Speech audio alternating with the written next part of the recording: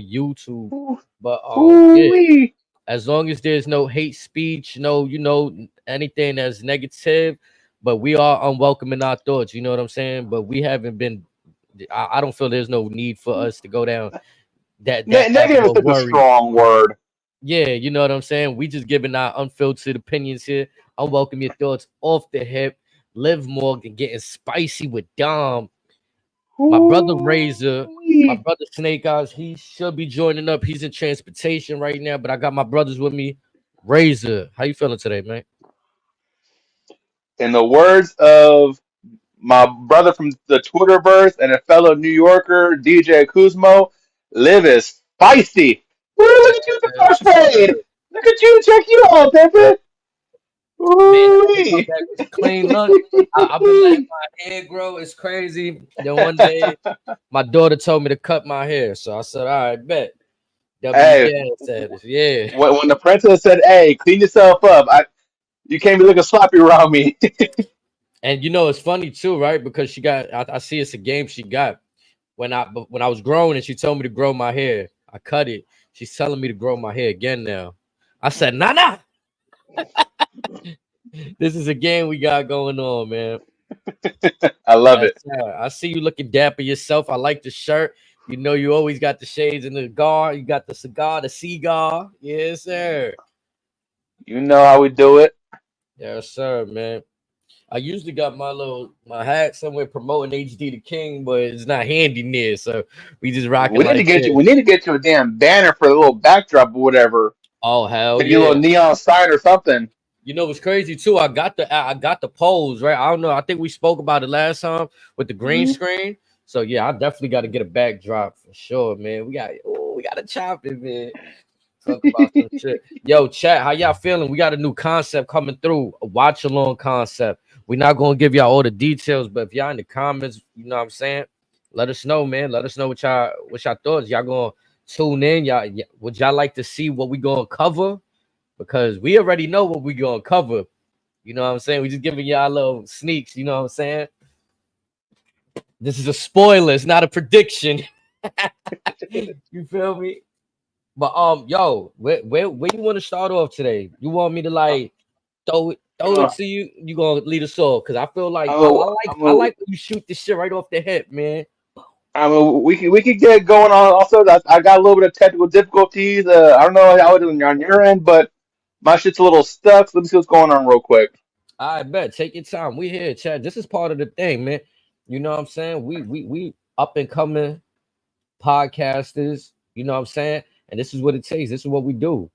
We got to go with the punches. We go with the punches. You know what I'm saying? So I it is think what it my computer heard something about all these ideas. They said, "Hold on, wait a minute. Let me wake up first." Yeah, it's not so much frozen on my end. It's a little bit of a lag. Like you could tell it's a delay, but your audio Yeah, coming through fine. Your audio is coming through fine. yeah, definitely. There was a big delay on mine for a minute. I think we're good. I think we're good now. Again, the laptop just took a minute. We're good. Gotta see, I got But my yeah, boy shirt on. Woo, styling, profiling. Oh yeah, the dirtiest player in the game. I ain't gonna lie, this is a fire shirt. When I bought this shirt, this is just a sidebar, just going right off the rails real quick. This is from WWE Shop, WWE Shop shirt. I'm like, okay, they got some now, flavor. given his recent shenanigans, he's in everyone's little timeout box recently. Man, I ain't gonna lie, he do too much, and this is where like he lives. He is. We hear the stories. He is Ric Flair. He is who he is. It's not a character. It's not a gimmick. But at the same token, you got to really. He got to be better, man. He got to be better. There's no Did you excuse. you catch his latest outburst from a few weeks ago? What in the restaurant? Is it that same Yeah, one? yeah, Yeah, yeah. The pizza parlor. yeah. And I actually seen the video too. Like I wanted to, and this is what's sad, right? About giving the benefit of the doubt or saying you're innocent until proven guilty sometimes because you know a lot of people was just giving him heat off the rip. Yeah, that's and I was like, man, like I wish I could see some footage. And when I did, I almost didn't want to see the footage. You know what I'm saying? I mean, It's like, you're dang. Ric Flair for a reason. It's like we know you like to party hardy. It's good. Just know your limits and just respect the crowd around you. Yes, And you're Ric Flair, but still, you were in someone else's home. that, and it's just cringy. Like when I seen the whole spectrum of the video, it was kind of like, you're picking on this manager, right? Like I'm gonna call it for what it is. You were bothering, picking on this manager, throwing your weight around. I'm Ric Flair. I'm this. I'm that. And then when somebody sitting at the bar told you, let's take it outside, like your whole tune changed. And granted, he's like nobody should be even asking Rick, but somebody wanted to stop what was going on, right? So like, Right. yo, what's up? You need to go outside. So I'm not saying that was wrong, but if he would have eventually put hands on him, that would have definitely been like 70, 80. Like you just find a security. Where's the security at? Also, right? Like if this is a bar, there should be some kind of security. But you said it was a pizza It's not. parlor. It's not a bar. It's basically like a chain pizza parlor in the Yeah, Georgia area. and they just had like a bar there where you could sit and either eat or Yeah. have drinks. All right, so yeah. Either way, though, But but management. think about it. If you're at like a Pizza Hut and they serve booze, how the hell you go round up a $1,500 tab? I mean, it could. Yeah, that's tough, right? I That's a lot mean, of beer. yeah, you getting crazy, but that's a lot of pictures, right? I mean, if you ordering pictures or shots, whatever. It seemed like he was ordering shots. If they serving those in there, that could run it up quick too, man. Nonetheless, though, he got to do better than that. It was sad to see. Like he wasn't really like. Even though I have this shirt on, I'm more of a fan of the character, the Nature Boy, dirtiest player in the game. You know what I'm saying? He's not really one of my idols, so I can't say like, oh man, it devastates me to see my idol. But one of the people we look up to growing up, it's a shame that that's where he's at right now. Like I said, I hope he gets whatever help he needs to move on from And, that. and like you said, for the last 50 some odd years, all he knows is Ric Flair. But again, it doesn't give it the pass, right? Like when you're wrong and you're acting a fool and you're making others uncomfortable. There's nothing wrong with being Ric Flair in the comfort of your own space. If you want to pop champagne with the woman that want to be with Ric Flair and you're not pursuing and bothering others, then fucking be I, Ric Flair. I think he's married technically, or I don't know if they're separated or not, but they might still be together. I could be wrong. Yeah, so have drinks with your And from wife, with your and from friends. from what I heard, this chick, she was a real ride or die when he was sick about 2 years back. Yeah, I remember that. That was unfortunate too. That's another thing too. Like, it's easier said than done, but like health is wealth. He's went through some health scares. You know what I'm saying? I know he's enjoying himself in the later parts of his life and stuff, but I mean, I personally, like, we speak about things openly. I say it all the time. I drink and I like to stay home. If I feel like I'm gonna get out of hand, then I look at myself like maybe I shouldn't drink for a while. You know what I'm saying? If I'm getting to that point where like I drank and I'm out of control, then it's time for me to like maybe relax for a second. Yeah. You know what I'm saying? So It don't hurt to pump the brakes every once in a while. yeah, for sure. Everybody is entitled to have fun, but also in moderation. You know what I'm saying? Um, yeah, when you start doing too much of the drinking stuff, man, it's a little bit different than other vices. You know what I'm saying? Other vices might Hmm. cost you money. Other vices might cost you other areas of your health, but drinking leads to blacking out. Like, and there's no excuse, but it's just the reality of it. Like, I've had times where I done had beverages and I didn't eat that day. You know what I'm saying? And I don't even remember. Like, whoa, like I got crazy. And people tell me like, yeah, man, you going wild. I'm like, shit. Now I know not to do that again. You know what I'm saying? But he's in his 70s. You know what I'm saying? Like, again, He's no zeroing in excuse. on 80 damn near. Yeah, again, no excuse. So I think we said it the other day, where people deserve second chances, but with him, it's just too many, right? And then not to say like he got to get canceled or anything, but come on, somebody got to pull him to the side. One of his advisors, the people close to him, somebody, you And know. then you look at guys like Flair, got even folks like Jeff Hardy. It's like we want to appreciate you for what you've done to this beautiful industry. At least do us the courtesy of acting cordial when you're in a public environment. Yeah, I mean, it was kind of like Kurt Angle had to fight to kind of get his. Like, it's a little different with Kurt Angle, I feel, but it's kind of not in the same sense. You know what I'm saying? He also still had to fight to get his name back for what what Yep. the perception is. Even now, look, people play around with it. Perk Gable. Shawn Michaels, he was fun with those back in the day. Eddie Guerrero, same thing. You can go down the list. Yeah. So yeah, man, the people that's around them, this I would say this more for them, more so than anybody else. You guys gotta be the ones to like really it might hurt.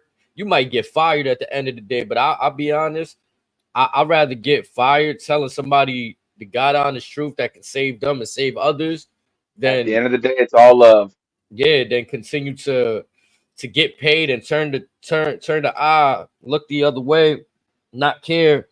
And it can cost. It can cost people, it can cost money, you know, because at the end of the day, that's what it's cost. It could cost him right now. It's costing him financially Hmm. that he gotta apologize. He goes on. You know what made it worse the next day? That he had to go on to a news anchor, right? He had to go on to like I a remember that.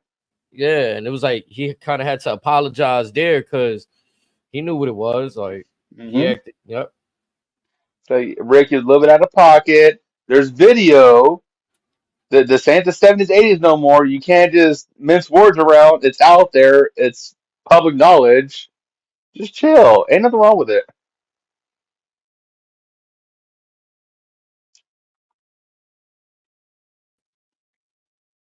My bad. Say that again. You said this ain't the 80s. It's ain't the 70s, ain't the 80s. There's social media. Everyone's got a camera phone. Everyone's got the social media accounts. There's video out there.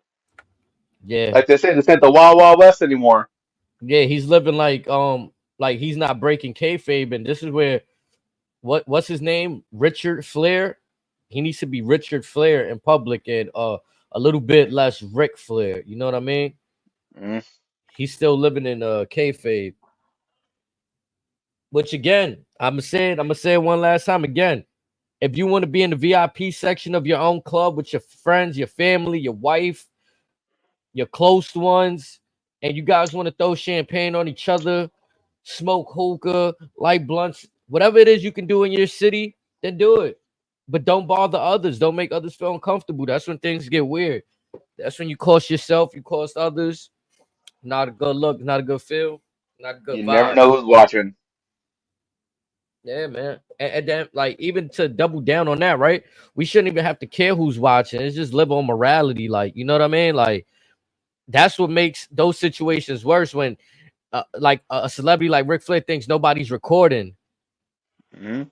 That's what makes it even fucking worse. And now, Or in his mind, they're recording because I am the Nature Boy. I am Ric Flair. so your phone should be out. Why isn't your phone out also?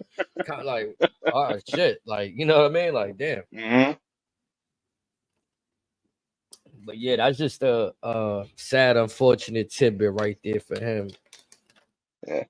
But onto a lighter portion. Shall we get going with this very fascinating episode of Monday Night Raw? We hit on this the other day. Sex sells. You know what I'm saying? I mean, I'm not mad at it, tale, right? It's tale just as old as time. I mean, yeah. If everybody could contain themselves, I feel like we live in a. I haven't seen negative blowback from it in WWE yet. I mean, they've. I think Becky Lynch is playing on it in story with Rhea Ripley, but that was the beginning I've of been it. I've been seeing some of it this morning off of nothing from Monday Night Raw, but something on what a certain commentator from NXT said recently on his show. I don't know if you caught it, but I think I said it to you. Booker T talking about how he wants to see Lola Vice and Sexy Red in a twerk off. You had WWE Hall of Famer Alundra Blaze, aka Medusa, basically damn near Shane Booker saying, What's wrong with our show? What's wrong with our brand? What's wrong with our company? I thought we were past this." Now, how do you feel about it? In all honesty, I mean, I'm kind of I see both sides of it because on one end, if you think about it, this is what again the Divas Revolution. That's what they kind of fought to steer away from. They wanted to be taken seriously. Yet you have individuals like Lola Bonnet shaking her ass. What's the another NXT tag team. Was it not Catalina was something whatever? I can't remember her name. Like I said, Nikita Lyons did a little bit. Fast going to AEW, you got Tony Storm and half the women's doing little makeout segments every so often. You got essentially Tony Storm just smothering Mariah May with her breasts. It's like it's always going to be there, and it's just one of those things because again, everyone's going to try to pop a number, but at the same time, it's like it's going to be bashed regardless. And I mean, but it's always going to be there, I feel much like like a it's always magnified in WWE because of the sponsors, right? That's uh always the first thing everybody want to go to. because what think of the kids watching this? Hmm. Shit, listen to the news that's on the radio these days. It's worse than the shit you see on TV. But I also, to our point, it's sprinkled everywhere, like you said, in entertainment in Hollywood. So I think we're getting to the point where a little bit, a little bit of attraction doesn't hurt. It doesn't have to be all the way, but it doesn't have to be too grotesque either. I feel like Liv was getting real touchy with Dom today, though. That was like for the first 15 minutes of the show. I'm gonna say it right now. When mommy come back, Dom, you got some explaining to do, youngster. I mean, just think about it. That's probably the most physical we've seen. Even like when Rhea was with Dom, she would get close to him, but obviously we know Rhea's dating He's Buddy. so she's engaged to Buddy Matthews. Dom's actually married in real life. Lives on that's openly single. Right. So to see them this close now, it's kind of like, well, it's not a shock, but it's like, okay, WWE's going back there again. And then with the insinuations, you know what I'm saying? Yeah. He's fighting his urges with Then trying to be big bro, saying, "Hey, focus. Remember the plan." But I mean, by the end of the day, it's like I mean, like I said, it's always going to be there when done properly. Again, I see no issue with it. But to what Alondra Blaze was saying earlier today, again, regardless of what Booker said, he's just having a good time, whatever. Because again, he know again, we're men. We all like what we like. But don't just assume that Booker T is going to do the shit Jerry Lawler was doing 30 years ago, 40 years ago. hey Andy, how you doing out there? I see you out there. He said cool raw show. Appreciate you, Andy. Yes, sir. Got Andy in the building, man. Do you remember we were talking about this before the stream, right? We talk about we didn't get into it, but I was asking about like top storylines with Chad Gable. This is a top 3 storyline right here. Liv, Dom, Rhea. This is still If we're prominent, if we're right? if we're counting Raw, SmackDown, and NXT, again, Bloodlines obvious. Again, is that still safe to call that the number one storyline? I think so. I think fans are tuning in to see what's going on with the Because bloodline because every week. because they know it's going to happen soon. Whatever with all the other hoopla coming around. This with the advances we made today. I said this was a top 3 story. This may be the number 2 story in all of WWE. Mm. And the other stuff, because if you think about it, they got the Liv Morgan stuff, the stuff when Rhea comes back. El Campeon still got it running with Punk whenever he comes back after him and Drew duke it out. Judgment Day got a lot going on, and like I said after Mania, I'm very curious to see what WWE can do without the Bloodline. We have the Liv Morgan story. We have the Chad Gable story. We have the ever growing curious story between the Final Testament and the New Day. I like where that's So much going. more. Again, I'm very intrigued. I was skeptical at first, but like I told you off the record, give me heel Xavier Woods, but we'll get to that a little later on in the show. Mm. But the opening segment, again, I'm not surprised they started with it first because again, this is a day and age where nobody wants to wait, let it slow burn. everyone wants it right then and there. Yes, that kiss may or may not have been seen on the Ross programming, unless yes, you're in certain parts of the world with Hulu Plus, whatever.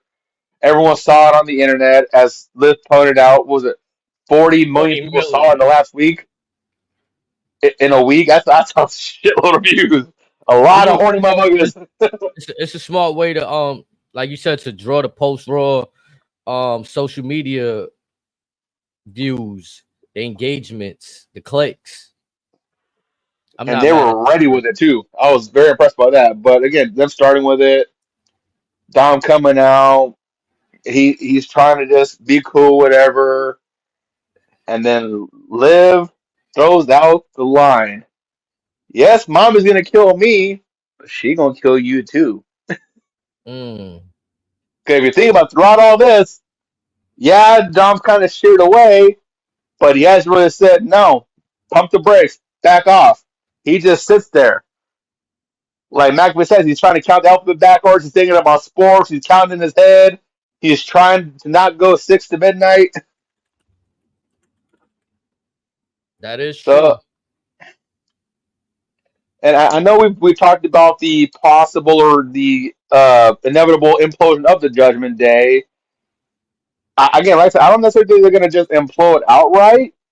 Before, I do think that again, either Priest is going to get the boot, or Rhea just might boot Dom just for not being loyal to the family. Mm. Is there a world where she spanks Liv Morgan and Dom just goes back to her like nothing happened? This is what I kind of foresee happening. Rhea's probably gonna beat the dog shit out of Liv, get the belt back. Dom's gonna be like, "We good, mommy? It's me, Dirty Dom Dom." Rhea gives Dom the riptide and just walks away. Says, "You're out." Mm. That would be interesting. That would be some interesting stuff right there. Either that, or Finn might just mop the floor with him his own damn self the way he was acting today. Yeah, Finn was looking like he was on time today. We're gonna get into that one. The next segment was Sheamus and Ludwig. Nice little match right here. I felt like it went on longer than what it should have, but it served its purpose. I felt it went just right. You think so? Because again, the, I sent you told earlier. I sent you a little teaser, and that was the term recamp. Now, for those that may not know, before Imperium was a thing, Ludwig Kaiser and Gunther go way back to their days in Germany under Ringkamp. And this is just a group of individuals to where there was one mission in mind. Whoever wants to smoke better be ready to throw hands. It's going down. It's on site. We finally got a chance to see that Ludwig Kaiser, formerly Marcel Barthel, in WWE. A very excellent introduction, and again, I wouldn't mind seeing that run back at Clash of Wales in a couple weeks. He ain't just a pretty boy; he can throw down with the best of them. He lit up Sheamus' chest. Now I guess it's easy to do that with the But complexion of Sheamus, but as little as we've seen him in action, folks don't think he's that physical. correct.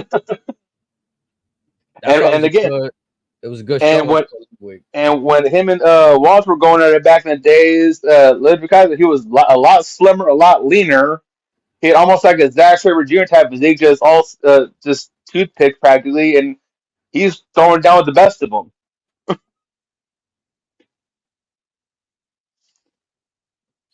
Now their beef stems from when he costed Sheamus the match in the qualifiers. So Hmm. good they keeping that up right there.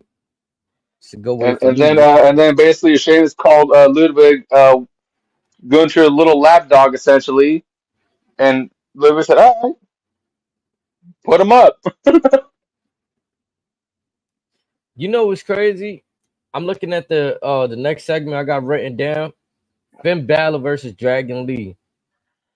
Dragon Lee, I feel like I seen a like better. Like I don't know. He's just not suited for Raw for me yet. Like I don't see it yet. Like the Well, way that if you think LWO about it, used, we've seen very little of him. Now, I don't know if that's just him being plagued by the injury bug, if he was on vacation or whatever. I don't know. But we've seen very little of him. And this match, again, they did what they could, but I do feel like they underdelivered.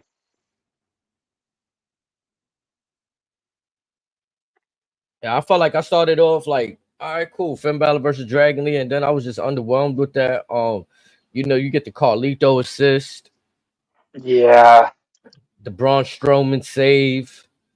I'm I did enjoy that they touched on Dragon Lee's family lineage. Son of Bestia del Rey or Bestia Seis, also younger brother of Roosh of AEW. And they also have another brother that is also in AEW with them, but I think it's a Dralistico. So again, that family is borderline lucha royalty in Mexico. It's a bit weird for me to see Braun Strowman entangled into this feud, but I guess we got to give him something to get his feet wet. But this ain't ideally the first feud I would like to see him They in. got they're trying too many things with them at once. It started with him going after JD, then Chase burned the whole Judgment Day. Uh, just stick to one thing. Is there a world where, let's say, right? Let's say Damian Priest gets past Drew at Clash. Ain't no way in hell Braun's beating Priest. I know where you're going with this. It ain't happening. Ain't no way in hell it's happening, especially right now. So do we Now, at least again, get a I'll get to that later on. But as of right now, in the words of the Vince McMahon song, "No chance in hell." do we at least get a match non-title, just like Rey Mysterio and him tonight and Damian? Way too soon. Okay. I Way feel too like soon in my that's mind. kind of where they leading up with this whole Braun Strowman. Like you just said, he went through JD. Now he's feuding with Carlito. Is Finn next or Carlito not being able to take care of Braun seals the deal for both for Judgment Day right there. Like they'll leave it at that. Like I wish I knew with him, but again, it's one of those things where it's like, again, just commit to one idea with him. Don't have him bounce around from bullshit to bullshit because you're gonna oversaturate him quicker than you got him back. talking about bullshit. I'm glad you said that. That's a good segue. Um, what the fuck is going on with the tag team championships of Raw? Yeah, you seem at posture for this one. Like Now, I'm correct a me if I'm wrong. The champions are Awesome Truth, correct? yes. Where the fuck have they been? Did you see the backstage segment with them when he was talking to Carlito? That's a little bit we seen from them tonight. Our truth is Yeah, we see bits here and there. It's almost like now. I'm gonna again, pull one out your playbook. no. Uh oh, Do we need uh the oh. champions? Do we need the championships on them for that? No, if they again knowing Miz and Truth, them being the novelty acts or whatever, you should have pulled something similar to what you've done with Ryder and Hawkins back there. You let them win a Mania, you had them drop it the Raw after Mania. That'd have been just fine. I feel like they're not even building towards challengers. Like there's no contenders matches. There's no like anything gearing towards. It's like Triple H forgot they were there. Yeah, like they're doing their best at just avoiding all smoke right now, holding on to them belts as long as they can. Now, to be honest, I wouldn't mind putting the belt on AOP. I've been saying that. I've been saying that since they was on SmackDown. But now that they're on Raw, it Former fits even NXT more. Tag Team Champions. A nice way to solidify a final testament as, hey, we're here. I wouldn't mind seeing Cross go after Sammy eventually, also at some point down the road. Maybe not winning it, but they could go for it. I feel like they could put a good program on. No, I could see a world where they finally crowned Cross as an IC champion. It's But the thing about with time. him, I feel like he needs something. here's the thing with him. It's like every time where he kind of gets past that echelon, much like other guys, he's plagued by injury. Yeah, it's that shoulder injury he got that he never had surgery for. I don't know if there's other ones like nagging injuries, but it seems like that one is the main one that. Yeah. So again, if he's legitimately healthy, by all means, put the belt on him, put the rock out of his ass, let him go. Because he's now coming into his own, very similar to his role that he had in TNA a few years back, and similar to what he was doing down in Mexico. He's finally back in his rhythm. My personal pet peeve with him: cut your damn hair. You're better bald. You think so? His look it's more intimidating when he's bald. It is. It is. It looks like like he just came off a movie set with these hairstyles that he rocked. Like he just, you know what I'm saying? He just did an action movie or something. Mm-hmm. I remember when he first got released though, when he first grew the hair, when it was a bit shorter, Because and he had like he a was trying to slight make it in comb over. Hollywood. Yeah, he was And, going. Yeah, and then his wife said, "Hey, you got some nice hair, Scarlett. Let him cut the hair. It's okay. He'll make more money that way." yeah, that little comb over he had initially, it was cool. This one, it looked like he's getting length in his hair. He got that AJ Styles length when AJ Styles first came through. The emo look ain't working for him right now. I'm sorry. He's too damn big for that. I mean, definitely running with these guys with AOP, Paul Ellering, it'd definitely suit the look right now as well. Hmm. Just three like high and tied, just three big badass motherfuckers just ready to just beat whoever wants it. hmm Speaking of the IC title, Sami Zayn came out. We had rumblings for maybe the past 2 weeks that Chad Gable's contract was coming to an end. Um, I don't know if they played into that a little bit. You just see Otis in the ring with Maxine Dupree and Tozawa, who dyed his hair again. It looks more yellow than blonde. It's crazy. Tozawa, bless your heart. Yeah, I thought like, and it kind of confuses me with that group what they're doing. Cause you say pay attention to detail, so I seen Tozawa with the black hair, and I'm thinking, okay, maybe we could get 205 Live Tozawa back, like a Because competitor. he was nice. He's nice. Yeah, and he was definitely putting on some good matches. I mean, I was a fan of his. I'm still a fan of his, but they got him in that role right now where he's like the peep squeak of the group. He's scared to make noise, and he's basically a job at this point. But yeah, then I would say that he's essentially damn near like a valet, like Maxine Dupree. man, definitely on TV on live shows, he just garnered up that massive losing streak to Otis. That was a crazy statistic right there. I was like, dang, that's all they use. Otis, did I say Otis? Omos, pardon me. I think I said Yeah, Otis. Omos. Yeah, that losing streak he built up to Omos on the live events, crazy.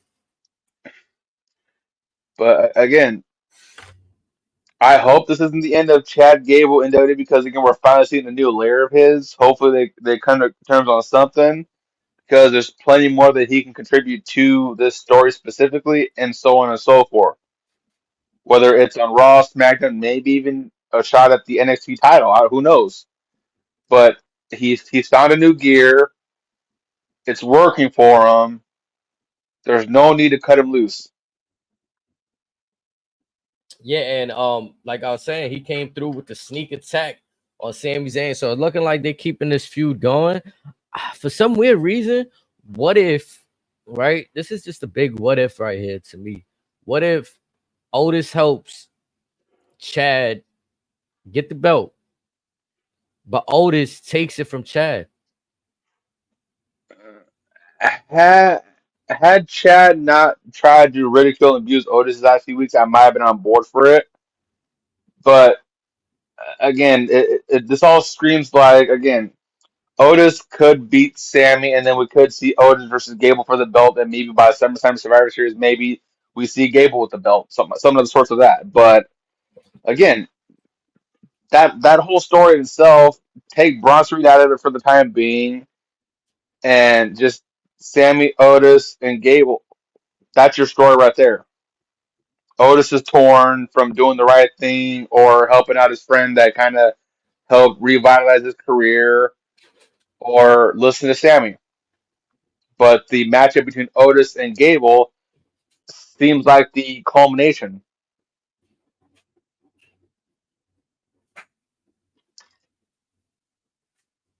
See that? It's just like you said, the way that they made it seem with him getting on him for something, and then they just play this angle where he attacks Sammy. They're gonna probably do the old school run the footage. Otis is gonna see what really happened. You know what I'm saying? And it's just gonna grow more anger towards Chad. So I could see the world where he helps Sammy defeat Chad once again. But I feel like they need to pull the plug on that for me sooner than later. Like that little triangle they got going on, they need to just let Chad and Otis go at it, free the IC title belt up. I know I was telling you this offline. I feel like the IC belt, I don't care about it right now in this feud. Yeah, 'cause it's one of those stories where again it doesn't need the belt because the story is sufficient enough, which is fine. But again, it's never really a good sign when you see a title, especially all the work that Gunter puts so much into it, to have it be on the back burner of the story, That's my especially only this soon concern. after Sammy won it. That's my only concern because I feel like for so many years we fought for these championships to have prestige, right? Like we've seen so many years where the Intercontinental Championship lost its prestige. The United States, dare I even say the WWE and Universal Championships had moments where people Look didn't at all the necessarily times care about where them. Cena and Orton were swapping the WWE title back and forth from like '09 to 2015. Right. It seemed like every month there were, even with Orton and Christian, every month they were swapping the belt back and forth. The design were always changing. A whole bunch of things were happening. It didn't feel like they really like this design of the IC belt. It felt the most prestigious with Gunther. Since its inception, I feel like I haven't seen anybody really hold that championship correctly. Nobody's been a good representation of a champion while holding that belt right there. And that was my concern with Sammy winning it. Granted, it was a nice victory for him, a nice moment, but again, it's one of much like with Cody. Where do we go from here? He again, much like we think with Cody, like Sammy, he's better in the chase, not as the hunted. And I think the idea was like, right, like you seen Chad Gable help Sammy. We all knew it was gonna lead to Chad wanting his just due. But now Hmm. what I wonder is why haven't they given him the belt? Now again, this could be the contract talks again, but who knows? I feel like yeah, that could definitely play a part in everything right there. Hunter, just pay the man. Just pay the man. Braun Breaker versus Ricochet was the next segment that But wanted to before we see. get to that, I did a little digging as far as that alleged QR code that we missed. Mm, So again, we know how the YS6 faction that is yet to be finalized. They've been picking apart Twitch, Twitter, Instagram, Facebook Live, the WhatsApp, all this other stuff. There was a theory that the next show they're gonna hijack is Raw Talk. I didn't know that was still a thing because they had a picture of Sam Roberts and I think what was the other chick that they got there? Well, it was them two, Jackie and then there Redmond, was Jackie Redmond or yeah, it was Jackie, and there was some words over Sam Roberts' face. Let's see if I can find it real quick. But yeah, so again, they're gonna target Raw Talk next, but as far as that faction, it's again, I'm okay with the slow burn, but like you and I touched on the other day, it seems like the wrestling community as a whole, they don't want to wait around too long because of the uncertainty with how Bo Dallas could be presented as a whole. Well, my concern and if any with this situation is, are things being rushed, right? Like what I mean by rush was, is this fully thought out? Like, is this the timetable? Is anything being tinkered with? Because they gave us the documentary, then the documentary kind of peeled back the curtains and it revealed things to us. And then I started to feel like after that documentary, people wanted, that's when, Mhm. oh, when it's gonna happen. What? So from that moment, now if it's supposed to be drawn out like this, the one thing I do say, this feels like baby trailers, when the Yeah, movie's slated to little come little out. little Yeah, teasers. little teasers. And typically, I'm gonna be honest, when a new movie comes out, I don't bother watching those. I'm gonna be honest. Because there's a good percentage that the best parts of the movie that we see are in those teasers.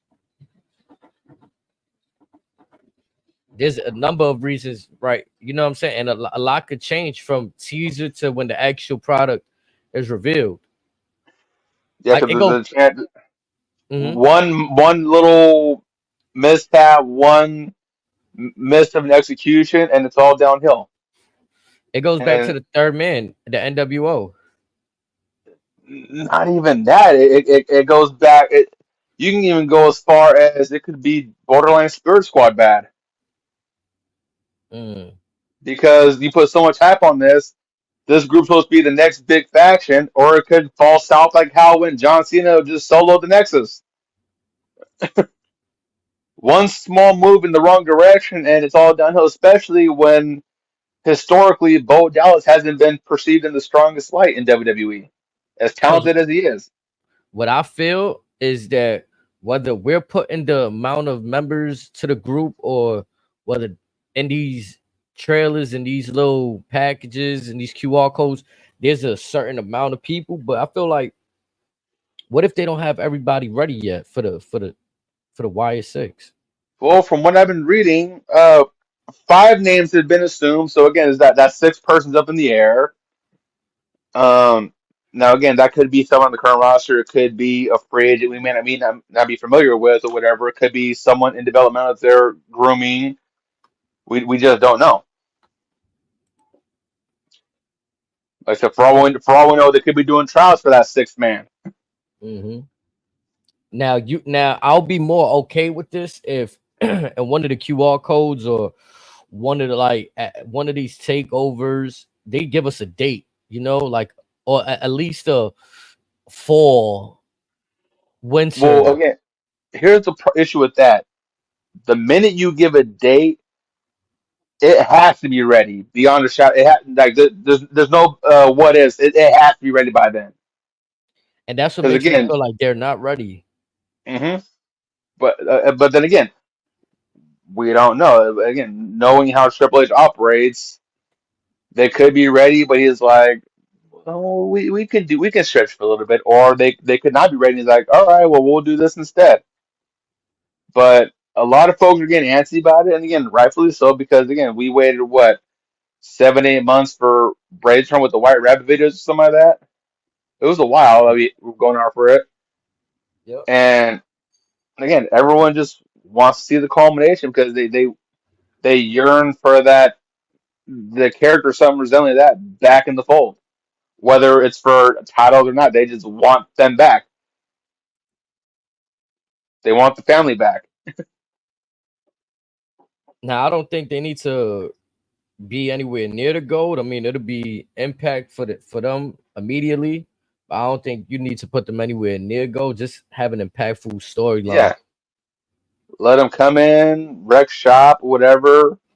Let once they get the steam rolling, that audience will decide I mean, I like when the it's time. concept also with Braun Strowman, even if it's not with him, maybe with whoever they are planning to put in the Wire Six. Like, show us an on-screen, like, initiation or whatever the word is, addition to the crew. I would like to see at least one on screen. So I'm now okay with a debut, but here's an interesting tinfoil hat one that just popped into my head earlier today. What if that sixth person's Jey Uso? people been saying, yeah, I've seen a little Jay Uso talk. But I've seen what if he was the first like victim or whatever. But yeah, if that falls No, under the I'm saying, Ultimate, what if he's the sixth person in the family? Because again, he was gifted the Fireflies. He has the spirit of Bray guiding him. That spirit could be guiding him to whatever. For all we know, this family could appear at Money in the Bank. They could help him win. They could tell him, "Hey, you have the whole world in your hands. We will help you. We will guide you." mm, that would be crazy. It'll definitely be a left field turn. Is it absolutely insanity? Yes. Is it? Do you put it past Triple H to do it? No.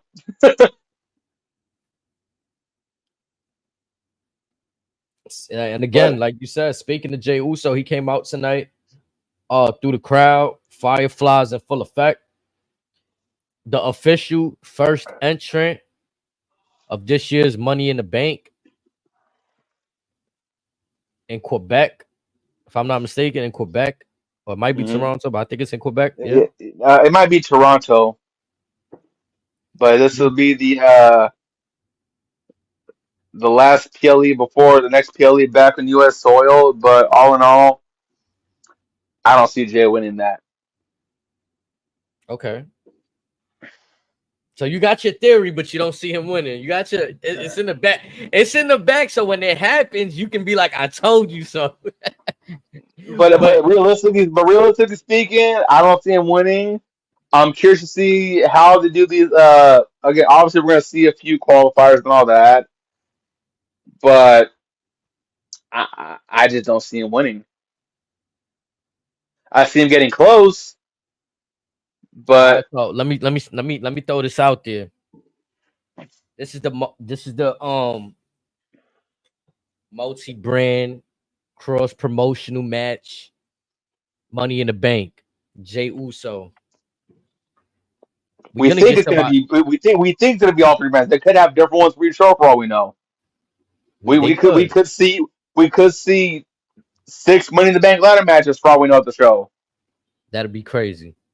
It'd be stupid, but yeah, it's WWE. That'd be crazy. But if they do have one multi-man match, Raw and SmackDown, do we start planting the seeds for the bloodline? Here I go. I'm working the bloodline. Wise man. I still think you stay at Roman for either Survivor Series or the Rumble. Oh, definitely, definitely. But do you get like at least maybe have a timer in the match or solo in the match I definitely think you have Jimmy and Jay.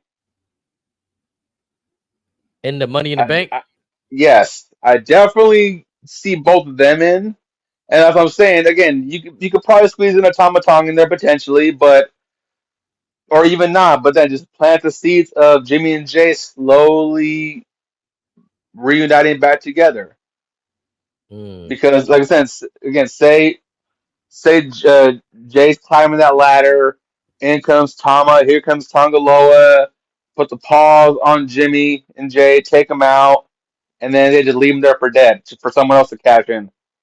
All we need to see is dual super kicks or one and done, and the place is going nuts. We see the one and done, or just anything, just even a hug. That place is gonna erupt. Yeah, they're gonna go wow. Especially, I feel like ever since they WrestleMania match, I feel like we want more from them. But here's where I think that story alone, where we get them reuniting. Now we've talked about this in the past. King Haku comes as the elder speaking on behalf of The Rock for Bloodline 2.0. In comes Rikishi, another elder of the family. They jump Rikishi. The brothers have their band together to defend their father. I'm not saying we're going to see Haku and Rikishi in a match at Survivor Series or anything of the sort, but we see them get a little active. They We could be in the maybe we. corner, ringside, Mhm. But captains. again, I definitely see Rikishi catching a Samoan spike or the tongue and death grip from Haku, Mm. or just Tama Tonga just beating the dog piss out of him. and Paul Heyman in the background going, "What are you doing? Why? Why?" Just pale as a ghost, in tears, bloodshot eyes, look like a hot mess and a half.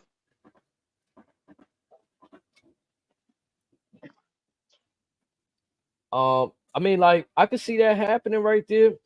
I feel like we got Jay. What's the more historically it's been 6 to 7 competitors, sometimes 8. Well, Yeah, maybe I don't think they've gone past 8. nah. It's usually 6 days is what at the happy spot is. I mean, 8 honestly seems a bit much. 6 might be more doable because again, that ring's going to get crowded with all them ladders in there. Um, yeah, again, I'm interested to see. I'm going with 7. I'm going with 3 announced on each side and a surprise. Maybe not a surprise that we think, but like a very last minute entrant. Somebody gonna weasel their way into the competition somehow. I could be wrong, but we've seen it Now, before. I guess so. So we know Jay's in. Who would your other 6 be? Okay, The pencil is in your hands. I would go Jay. See, you already got Jay, so You just I'll got to pick 6. just pick 6. I'm going 3 on each side. If I'm going 3 on each side, I'm going Jay, Finn Balor, and Ilya. Reason I'm not putting Gunther because he's already slated to have his match at SummerSlam. So I'll put He Finn, don't need Jay. to be anywhere near a ladder. Yeah, I'll put Jay, Ilya, and Okay. Finn on Raw side. Okay, and so you got 4 more names to pick. On SmackDown side, I would put Logan Paul, Ooh. LA Knight, Carmelo Uh-huh. Hayes. And who'd be number 7? Is he gonna That leave as the infamous CM person Punk. X? CM Punk.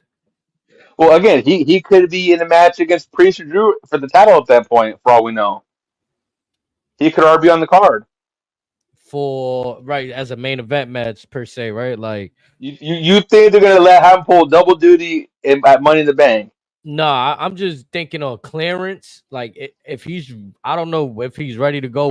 I'm pretty sure he's ready to go, but like you always Oh, say, it's he how we get there. You know what I'm saying? How we gonna start? Does he so now this, come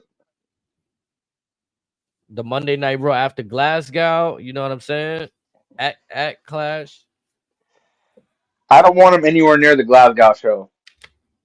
Yeah, I don't That's think got to he be needed it. that's got to be strictly Priest and Drew. And if you're That's gonna it. give Drew his moment finally, Even if it's a no contest, is them two alone. You want to throw Judgment Day in the mix, whatever. That's fine, but just them two. That's it. Now, who I would put in Money in the Bank, I definitely go Jay with Finn. A part of me wants them to throw JD Madden in only because we're going to see some crazy ladder shit. He takes some phenomenal bumps. Throw Dragon Lee in there. That's 4. Throw Tommaso Ciampa in that match. You throw Carmelo in that match, and you throw Dijak in there. mm, he was drafted to Raw. Yeah, Yeah, he we ain't hasn't. seen him since the draft. We've seen him being absolute menace on Twitter, but we ain't seen him on the show yet. I could see him winning a triple threat qualifier match. Him versus Bronson Reed, and you sprinkle. Who else is on No, Raw? You can no, sprinkle. it would be one of the matches where it'd be him versus like a not so much a JD Madden, but maybe like a Tozawa or something like that. Oh, well, I was thinking the same person, bro. But I'm like, nah, they wouldn't put Cesaro in the No, money. but again, him versus Dijak. So again, we know Dijak will be in this. It's something easy. Just get him in there.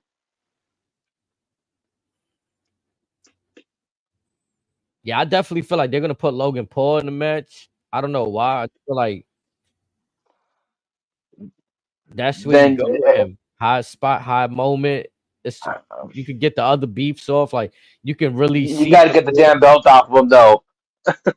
But that's what I'm saying. That's a one way to keep it on him. And then now you can see who's gonna be the next competitor. Who does he mix well with? Is it gonna be Carmelo or LA Knight? I feel like they'll do LA Knight, you know, but you get to also see what Carmelo could do in the ring with Logan Paul at that moment. You know what I'm saying? Are we forgetting Logan still got to run it with Randy? Yeah, facts. Randy, honestly, I wanted to say Randy for the Money in the Bank, but I'm just interested to see where his cards fall in the next couple of weeks. Like they're gonna give him some time off. You know, they playing No, Triple that H Devastator hurt. Rand's gonna be Triple H Devastator Rand's gonna be gone for a minute Okay. because he got pretty fucked up during the King of the Ring tournament, especially during that match with Gunter. He got fucked up pretty good. Yeah, so you know, I see if Randy come back, I could see them gearing him up for SummerSlam, but Money in the Bank, I don't know. You know, that's an iffy one for me. Yeah, But you can that, also do that, Logan and Randy at like let's say there's that moment that Logan Paul's about to do some sleazy shit in the Money in the Bank and Randy just stops him and now that can enter their feud going into the future or like you know whatever you can have 'cause I don't really want to I'm be honest I don't really want to see LA Knight versus Logan Paul. I I see the nah. prospect of it but I don't want to see it and I don't want to see LA Knight beat him for the And title. there's nothing against either one. It's just their two respective styles. I mean, honestly, just Logan's pacing alone might be a bit overwhelming for LA Knight, just a little bit. Melo would be an easier matchup, but then they're both heels. Right. Um, you could probably do KO one more time, but it's like how many losses is he taking from Logan already for the belt? Clean or not clean? It's like I said. The fact that Logan's had the belt this long, they put themselves in a very interesting predicament that they should have taken the belt off him at Mania, even Backlash. Like something should have happened. I mean, it's unfortunate, but him having the belt gives him more credibility each time he walks into a PLE and walks out with it. Even when he has a match with Cody Rhodes, Yeah, and it's a banger, like it puts more. Like I'm gonna be honest, it's like when I see that match with Cody, I'm not mad at him having the belt. You know what I mean? Because we've yeah, but seen the that Austin that's Theory. that's probably like the one exception though. Yeah, he puts on bangers. As far as elevating the title, he's not doing anything for the championship. He's just Yeah, keeping it the stagnant. belt's giving him the notoriety more than anything else. But then again, it's like he's at a point. He's had enough matches against the upper echelon of the promotion to where you could hit the belt off him at any point in time, and he's going to be money because he's shown that he can back it up in the ring, no Yeah, matter the situation. Ooh, somebody else could here use we that go. rub. Here we go for shits and giggles for the Money in the Bank. Throw Bad Bunny or McAfee in there. That'd be crazy too. Again, I'm not. I just said I'm for a surprise, so I'm not mad at that. I want to see something different. Like I don't want to just Ooh. see. Okay, this is. Hold on. Hear me out. Hear me out. Since you want to go crazy, all right. This newly formed partnership with TNA and WWE. What if that seventh person is from TNA, but they so happen to be a former Money in the Bank winner, Nick Nemeth? I won't be mad at that. I won't be mad at that either because it'll do something for both. You'll allow like TNA to get their look, and you can have him walk on TNA with the Money in the Bank briefcase.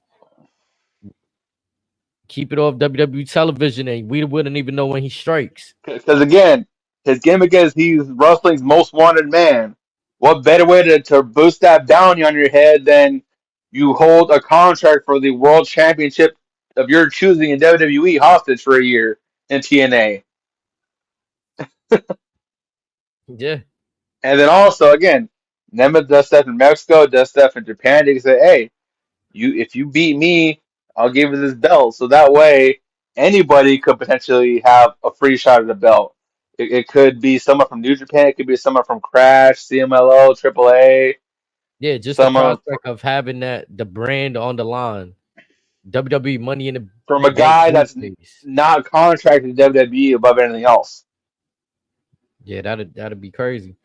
That'd be a sprinkle right there. Again, keeping it off television. I think that's the most cringiest shit when you see the briefcase on television for so long, and it becomes kind of like a All regular. the fake cashing attempts, it gets old. Yeah, yeah. And then it's also like they put the little gimmicks behind them. Like we just seen El Senor Money in the Bank, right? Like, okay, it's cool. They changed the color, but again, now you start to get impatient. Like, well, when is this gonna happen? Is it gonna happen? You know what I'm saying? As much as I would love to see this individual in the match, given what's recently surfaced, he may officially be done zone. That's Brock. Mm. Because I guess DOJ is now involved in that case, so they're back investigating Brock. Yeah, so everything's on pause for him right now. So But his they're saying they're saying that they may nix him out altogether, yeah. which is unfortunate. Mm. That's crazy right there. I didn't even know Mhm. about that one. Yeah, that kind of like sparked over the weekend a little bit before Brock was spotted at his son's hockey game in Minnesota. Mm. And again, hopefully Brock's name is cleared or whatever, but at the same time, it's like, Vince, you fucked a lot of people's lives up. Yeah. I'm But not even, as it was, go ahead. no, I was gonna say I'm not even gonna defend Vince McMahon. Whatever he did, if he's found guilty or anything, he gotta you know, see what the court got waiting for him. Again, he's been in the court many times, but again, a cat's got 9 lives. Vince has burned about 8 of them already. But back to Raw and that interesting car wreck of a match between Ricochet and Braun Breaker. Man, Or I'm even glad before, that even before we get to that, that little one-on-one with Ricochet and Ilya, mm. that was very telling. Now what you Ilya try, Ilya trying to be like the better man. To hey, I know we got our beef back in the day, but I'm trying to let you know that man different. Granted, and Ricochet goes, I'm different too. You're different. We're all different. saying? I ain't scared of him. And Ilya's trying to just look out for him, and Ricochet puffing out his chest saying, "No, I want this. I want him." But again, a part of that kind of leads me to believe that, like I said in our last show, that I can honestly see Ricochet jumping ship because Osprey kind of he could have got in his ear, and Ricochet's got to prove why he used to be called King Ricochet in the Indies. Mm. So that's just something like I said. We got to keep an eye on that. Man, that's how I was speed champion though. I can't have my speed champion going nowhere, bro. Come on, man. So I'm glad you brought that topic up. So Man, my speed champion's about to go. there was a topic that was brought up recently via some remarks from Swerve Strickland, the AEW World Heavyweight Champion, stating that at this moment in time it wouldn't be all that horrible if WWE and AEW did a little cross promotion. Yeah, I mean, I on the internet I I posed the question of this: what necessarily does AEW bring to that table should they decide to link up together? I asked that question to you. Like, realist, all jokes aside, all sarcasm aside, does AEW legitimately bring anything to that table?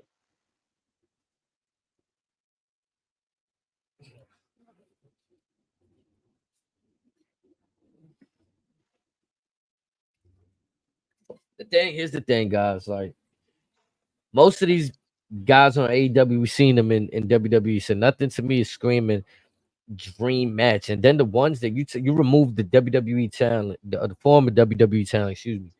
Um, am I realistically gonna get those names on the card if we do a cross promotion? Are you ready to put MJF against one of WWE's top talent and have him lose? Well, again, I'm not even talking about the matches, just legitimately AEW as a product. What do they bring that could elevate or that WWE could benefit from? Fresh matches if they bring the only AEW originals. That's such a small group of people, though. That's the thing, though. That's So what I'm again, saying. Yeah, it's okay, so some individual, I forget the name. We kind of went a little bit back and forth last night, but they posed the joking, sarcastic question of, well, what does TNA bring to the table? I respectfully replied, well, with the partnership with WWE and TNA, WWE is allowing TNA to reintroduce themselves to the masses. Say, hey, we have a solid product here. We are worthy of a television product. And on top of that, what WWE gains in return is a bridge that was once burnt to a crisp, never to be rebuilt again. Much like with the European scene, much like with the incoming possible NXT Japan, the stuff in Mexico, France, India, Spain. Triple H is trying to rebuild all these bridges that Vince burnt down. So that's what they would benefit from working with someone like a TNA or a Stardom, Marigold that's supposed to start soon for the women. Yes, there will be a cross promotion, but again, they're reintroducing new partnerships. They're breaking bread, and again, they're just reconnecting with folks. I don't necessarily see that with AEW for the simple fact of the fact that since day one for the last 5 years, if you want to break it down, has Tony Khan ever said one positive thing about WWE? nah. And even the most recent comments where Vince removed, they're not friendly. Even before that, do you remember the two bald assholes bit Yeah. when NXT whooped the dog shit out of Dynamite almost a year ago in the ratings on was it October 7th, something like that, whatever? And Tony Khan's smartass had to say, for the first time in their careers, John Cena and Taker couldn't draw 1 million people. Yeah, Mm-hmm. you take John Cena and Undertaker out, whatever. You take all the other side legends out. NXT is still lapping by almost 200,000 people with their current crop. So again, I mean, again, the dream matches, whatever you want to call them, whatever. I'm sure they'll be phenomenal.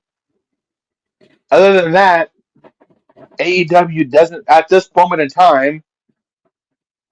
They don't Man with three provide H. anything that WWE can benefit from. But again, in the future, should things change down the road, I'm hopeful. But W or AEW has to essentially fix themselves, and as you stated many times, find their identity. They've seen glimmers of what their identity could and should be. It's just, can they actually commit to it without getting in their own way? That is the question that remains to be seen. And as far as like in the state that they're in, I don't think WWE would want to even extend the olive branch at this point. Like you just stated, all the shots they've taken, not having an identity. At least TNA is they've they haven't been barking up that tree. They're in their own lane. They rebranded to what everybody knows and loves them for, which is TNA.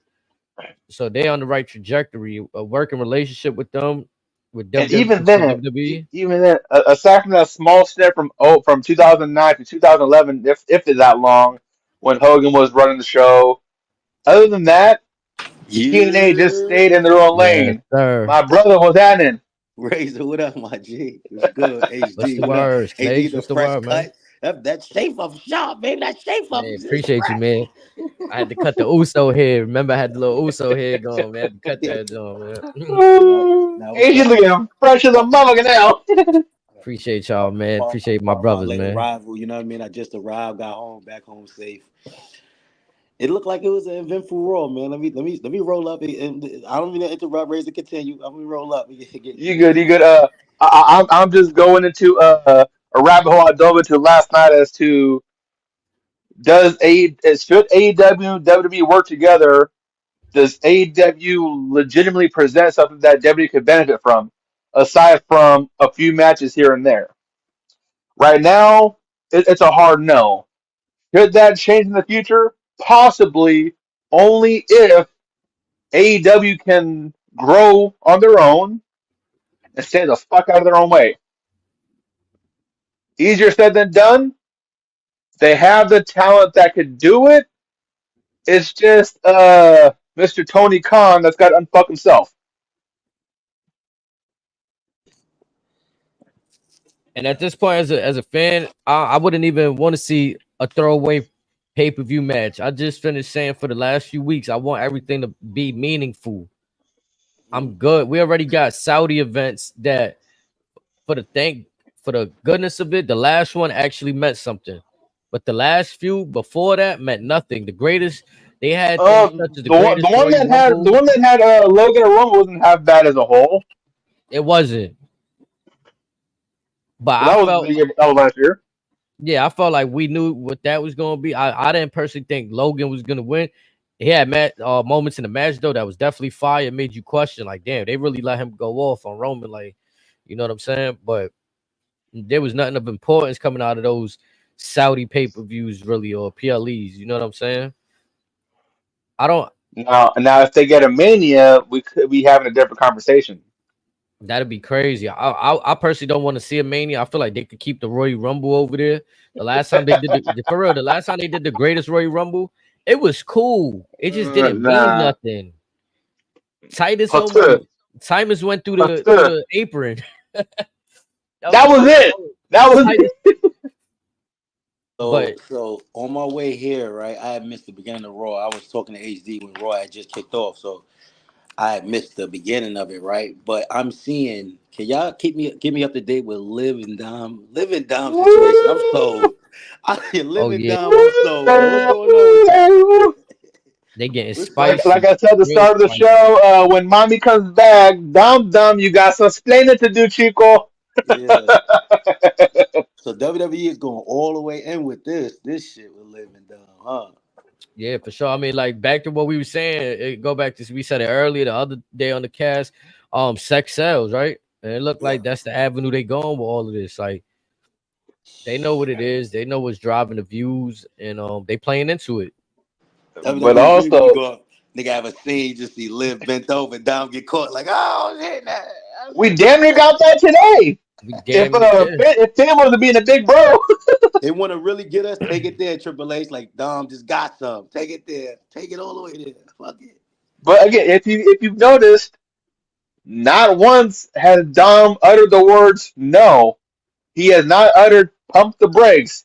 He just stone faced like ah Right. ah. I mean, Liv is not bad at all, man. He just, he just got real. But it's like, damn, Oh, can I turn this in? and also, I don't know if you guys noticed, he wasn't wearing the sling today. Hmm. Liv probably slipped in the za fresh out of her forbidden fruit for all we know. Mm. Yeah. Yo, what happened with Cause I don't know I don't know how far y'all got in and whatever, but did y'all speak on? We're slowly creeping to hour two right now from where we Got left you, off, give or take. got you. Did y'all speak on Braun Breaker's situation? We were just getting to that. Got you. Yeah, I mean that's But really where we was at for real. think Braun Breaker, like I'm glad they took him out of those squash matches. What they only gave us like 2 or 3 weeks. Historically, they'll give us more weeks of squash matches. They got right into it. You know what I'm saying? Again, importance. I like how, like you stated last time, Razor, he's playing into being mad. He wasn't placed in the King of the Ring tournament. Once again, putting importance on the tournament. You feel me? Like putting importance on the championships. And not only that, like I touched on a couple minutes ago, to me, it seems like Ricochet's tapping into the shit that Oscar was talking about last week of how Ricochet needs to be AEW to remind the folks who he is. Prior to WWE, he was known as King Ricochet all over the world. He's lost his step at WWE, so I'm thinking he may be on his way out, speed champion or not. Again, we got to keep an eye on the situation. Come on, man. You can't get rid of my speed champion, man. That's our speed champion, bro. Come on, bro. That's our speed champion, bro. That's our speed. Like, am I the only nigga that fast forward speed to the last 30 seconds just to see what happens? Am I the only nigga? It's only a 3-minute match, damn it. I'm just waiting for the 30, but that's an impatient motherfucker. I feel like I did see a little like of this Braun Breaker segment, and like I do feel like, man, for him to be Scott Steiner, Rick Steiner's son, Scott Steiner, that family, like you gotta roll him out like this powerful monstrous. Like you can't. How clean was that Frankensteiner? Yeah, that was crazy. Yeah, that was retarded, bro. He's in problems. I'm glad they actually called it. He's in the championship program. He's championship ready, y'all. I don't know if we probably too soon. Braun Breaker, he's ready for a title, bro. He need a belt on him, bro. His uncle was known as a genetic freak, and them genes run the family. Sammy got the IC belt in Purgatory. I mean, it's definitely gold up for grabs on Raw. Like, I mean, even if you paired him, even Logan Paul SmackDown could get it too. Yeah, you know what I'm saying? Like the tag team belts in Purgatory. I know they took Baron Corbin away from him, but you know, imagine if they would have still let him and Baron Corbin go wild. They could have definitely had the belts over there easily. I don't think so, to be honest. It was weird too, though, that I feel like they positioned them to win NXT championship and then split them up. Like, I didn't really understand that. Braun's got too much charisma to be tied up with someone of the likes of a Baron Corbin. That's why I didn't understand letting them win it, but I did grow to love their tag team. Like, it kind of reminded me of like a biker version of Rocket Sock Connection. There's one dude that's full of charisma, can do it all, and filling the role of Mick Foley, Baron Corbin. Yeah. No disrespect, it's just Braun. That kid's special. Did y'all see Liv Morgan's last tweet? Nah. Oh God. Go to Liv Morgan's last tweet from. I'm about to die laughing when y'all see it. Oh God, where's the shit at? It's just funny as hell. This shit funny, dog. I kissed the boy and I like it. But look at the picture. It look like HD on that shit. I'm screaming. HD, that shit. Well, I got the young Dom on the truck. That's that young Dom when he had all the color outfits. When that nigga had every color in his outfit. That nigga. Yeah. That's another name we didn't mention there, Razor. I don't know if you did, but I definitely didn't. Braun Breaker for the Money in the Bank match. That'd be crazy to see him in that too. I see your man. Again, if you throw him in that match, he's got to win it. He has to. Again, he's got too much steam right now. So Snake, let me ask you this. So we touched this a little earlier. Jey Uso declared for the Money in the Bank. Yeah. Now, Money in the Bank traditionally has had anywhere from 6 to 8 competitors. AJ and I just said, I'd like to say it's 7 folks. Who would you pick the other 6 competitors to be? Okay, now let me ask you a question. My wrestling call might give a vote for 5 minutes, but I'm just gonna ask it anyway. The Money in the Bank match is it a mixture of SmackDown and Raw wrestlers, or they have 2 different matches? It hasn't been confirmed. It hasn't been confirmed for this year, but it could likely be just a few guys from Raw, a few extra SmackDown, All right. maybe from someone from NXT. We could see a curveball. We could see someone from TNA crash for all we know. Now, listen, if they keep it just Raw, I feel like this Money in the Bank finna be stacked. They got a lot of talent on that Raw roster to make that interesting. But if they mix it up, I feel like that'd be fine. You could get Jay and Tama probably in the same damn, match or something. I think with Jay entering the Money in the Bank, ultimately this is where we start cracking open that shit. This is where we start getting to the shits. Didn't he mention like a Civil War bloodline statement in his promo today? Yeah, he said last year Money in the Bank it was Civil War. Yeah, Yeah, man. that, Jay that's Uso, Jay Uso is over. He's like the top dog. Like, you know what I mean? His return today, just from like missing 1 week, like they love him, bro. They love Jay Uso, bro. He's that nigga. That's what I was saying. They misfired on it in the King of the Ring, but not completely. Like they gave us a teaser. Maybe we could see some bloodline stuff in effect in this Money in the Bank match here. You got Only Jay thing I Uso feel like Jay confirmed. Uso need to do, no bullshit, is give his glasses away to a kid like Bret Hart used to do. That'd be fired. I mean, Like I be thinking he gonna do start that. giving the Yeet glasses to a special kid when you do your entrance. You know what I'm saying? And that'll be fire. You know what I'm saying? Other than that, his interest is cold blooded. If he give his glasses though to a little kid every time, like Cody do what he do, he'll really Mm-hmm. be that nigga. Like he'll really be like, and that'd be homage to Bret Hart. Like I used to wait for that moment where Bret Hart coming, like who's gonna get the glasses to? Like oh he gave it to the little kid. I used to like who he gonna give it to? Like you know what I mean? That was a thing. So one theory we lightly touched on was, well, that I kind of brought up was Money in the Bank. We could slowly see them plant the seeds of Jimmy and Jay reuniting. We could see a segment to where both of them are climbing the ladder. Hmm. Tama puts the pause on both of them, just leave them both for dead, so someone else kind of steals that victory. But we plant the seeds to reunite the Usos together. Right. Another But thing I noticed. Did y'all touch on carrying Cross's new role? I say he got to shave his head. Carrying Cross is put into this role of like whoever crosses his path is destruction coming. I think the New Day, somebody's going hell.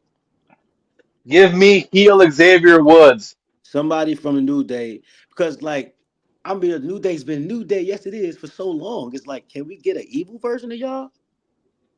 You know what I mean? It, Why not? Let's it, try it, some shit. You know what I mean? I like that. I think that's he's gonna be a sad sloppy mess with Punk of the pre-shows, but it's got to be Woods that turns on Kofi. yeah. Who's Kiana James? I'm lost. I'm late. She was very briefly in NXT, and they kind of called her up. I felt when they called her up during the draft, it was too soon, but she's I did not like this match at all. It was flat, no Right. reactions. this was unfortunate. This was the piss break match. Yeah, and this is one that you rush right here, and all the other things they got the goal to rush. This is a match that was like, all right, yep, just move it along. You know what I'm saying?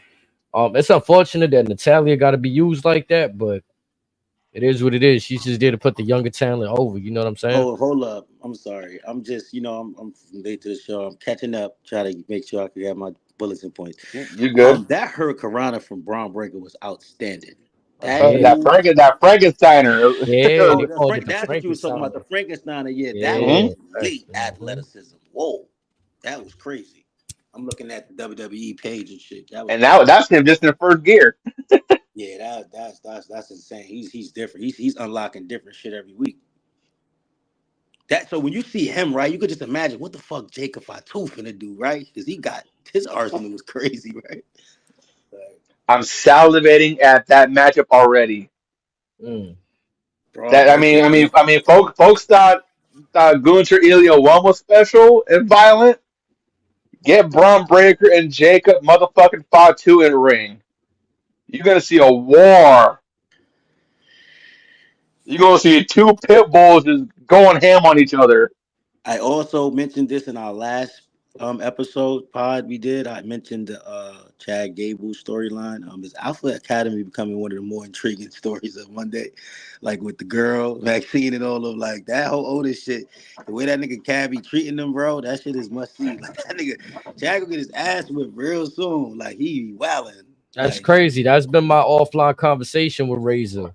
It Yeah, been mm-hmm. something about that. supposedly Friday he's a free agent. Ooh, Chad Gable. His Yep. contract's up this Friday, supposedly. Yeah, he's residing though. He's residing. His is up. Natalia's is up. Becky's technically no longer under contract right now. You know what I noticed about most of these guys that's going into their free agency contracts, like their like the ending of their contracts. Each wrestler that has had a contract situation is literally going into their contract ending in some of their best work to date. It's Yeah. like Drew was Well, going. Drew was except for involved with. Natalia. You know what I'm saying? Who? Natalia. Yeah. Yeah, I was gonna say that. Great call with that. I seen her on Raw today. I'm like, damn, she's still getting rolled out. Yeah, Natalia's still here. Like, oh, they did it there. I ain't gonna lie. But now I feel like a lot of the free agents WWE got is coming out in big programs where it's like it'd just be like you only going for the money. Like you the best part of your career right now. It's like stay put, you know. I think Chad stays, man. And like I said, he's found a new gear. He's found all cylinders. Now is the time where him and Triple H sit down. Triple H just gives him a brink shot and say, "Hey, here's half. Here's some now. You know I'm good for it. Just get us by to this, and then again, the other bag's coming." I just look at it like it's guaranteed recoup time. Like it's guaranteed relax time. Like you can go on a handshake agreement, you can go on a verbal agreement, but unless it's written in paper that you're getting whatever amount of time you want off, I mean, there's no guarantees in that, right? Like you could re-sign today and then they'll have you on Raw next week. Like hmm if some of these people want to break, I think that's all they'll go for. I don't think they're gonna necessarily jump ship. I think Dolph Ziggler was the rare occasion because he was still one of the ones that got fired. Weird So enough. With Dolph, he was very open about saying, you know, I was locked down for 20 years. Mm-hmm. I'm just gonna do me. I'm not gonna sign a long term deal. I'm gonna just take it with whoever's gonna fuck with me. But I like Dolph Ziggler, man. I think Dolph Ziggler is a legend or whatever. But Mhm. he was in WWE for a long, long time. He's 20 done a years. yeah, he's done a lot. He's had all the gold. He's been through many things. They have a whole sporting Is he? talent. I think he's a Grand Slam champion too. Yeah, I I think when mean, it gets to points like that with Dolph, it's like we're not looking to sign you back, and we want you to go somewhere where you can still get, you know what I mean, and work. You well, know what I'm saying? Like, look at this theory we had earlier. Snakes Razor mentioned, what if they have a seventh man, right? You see how they got the Jordan Grace, Allow me to lay the TNA, table real quick, okay? lay it If I out there. may. So again, we touched on maybe seven guys. The seventh person for the Money Bank is a mystery person. All mm, they announce is it is a former Money in the Bank winner, and all we see is a TNA logo pans into the wanted man Nick Nemeth. Nick Nemeth.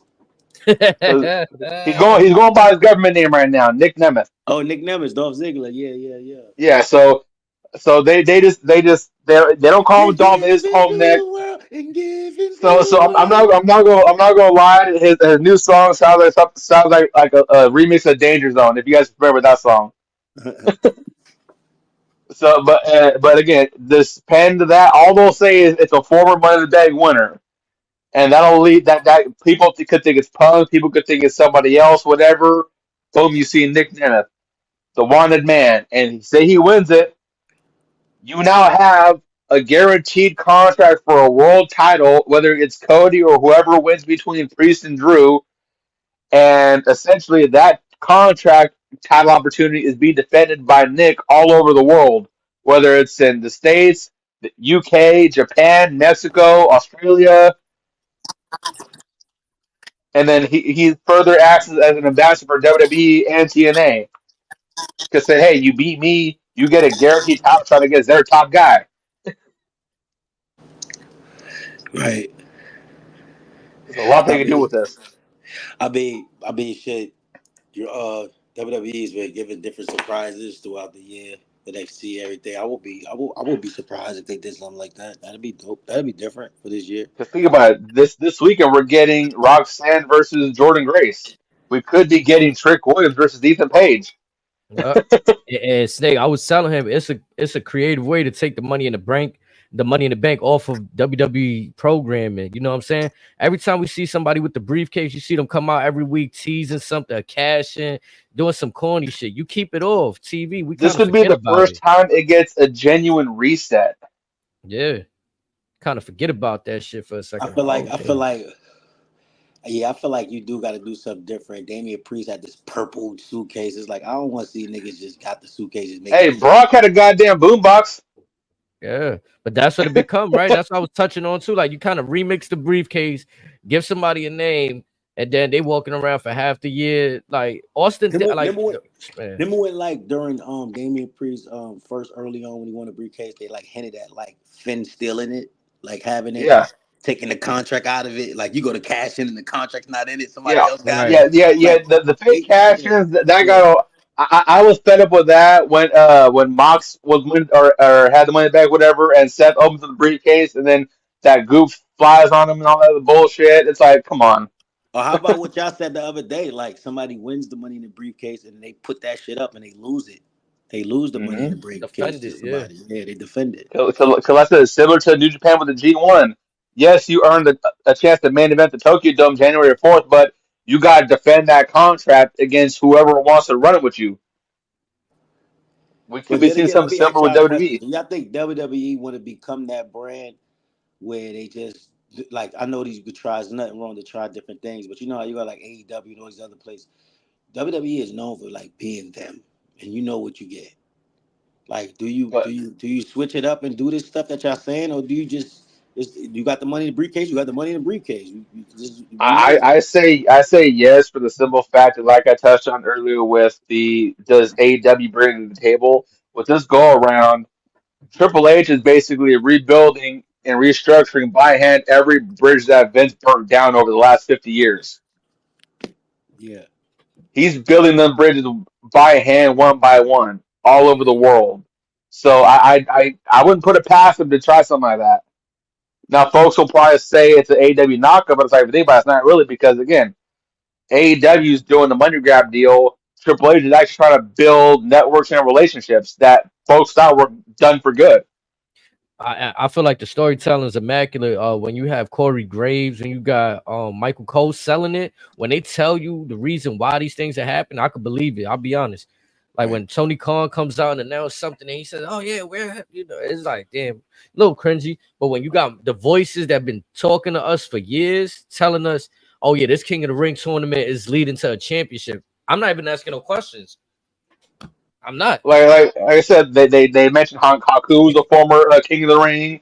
I'm Today not on Raw, asking nobody they else. touched on Dragon Lee's father, Bestia Says, who's an absolute legend all over Mexico. So, Yeah, like I they give him said, some prestige. Did y'all see Raw Talk today? No. I touched on that earlier very briefly because there was a QR code that Asian had both missed where they were referencing a Yeah. possible hijacker from the Wyatt Six Check on check Raw your check Talk. your check your phone, HD. I'm sending you what I see, and this is crazy. We missed this. I bet. Uncle Howdy how hijacked it. So, This is what you said. Snake, while he's looking that up, let me ask you this question. Given what we've seen, and we touched on this last week in the last episode, but given what we've seen with how the White Rabbit stuff with Bray turned out, Uh-huh. with what we're seeing currently with Bo Dallas and the Wyatt Six, is it worth just keeping it on ice and just stretching it out as long as you want, regardless of whether the six names are revealed and signed, sealed, delivered or not? We was talking a little bit about this the other show. I said, Uh-huh. man, like I don't think they want to pull the trigger till they're absolutely ready. But I just think as Because long as you keep this shit interesting, like with these promos and it's like today looked like it was interesting. So it's like, oh, like we feel like we're getting somewhere. We're almost getting there to like them debuting. Like people thought it was tonight. Like I think it was something like him saying, "I'll see y'all tonight." People thought it folks was thought I tonight. was in Paris, Yeah. folks thought I was in Saudi, folks we're gonna think it's in Toronto next week. Mhm. Clash at the Castle. Could it be that the time? Clash at the Castle? It could be in Wales too. Hmm. But again, but it's one. Do you say it for a quote unquote B show, or do you say Right. it for like a SummerSlam? Do you say it for a Survivor Series? Right. Right. Can you afford to hold this off until the Rumble in January potentially, or is Right. that too long?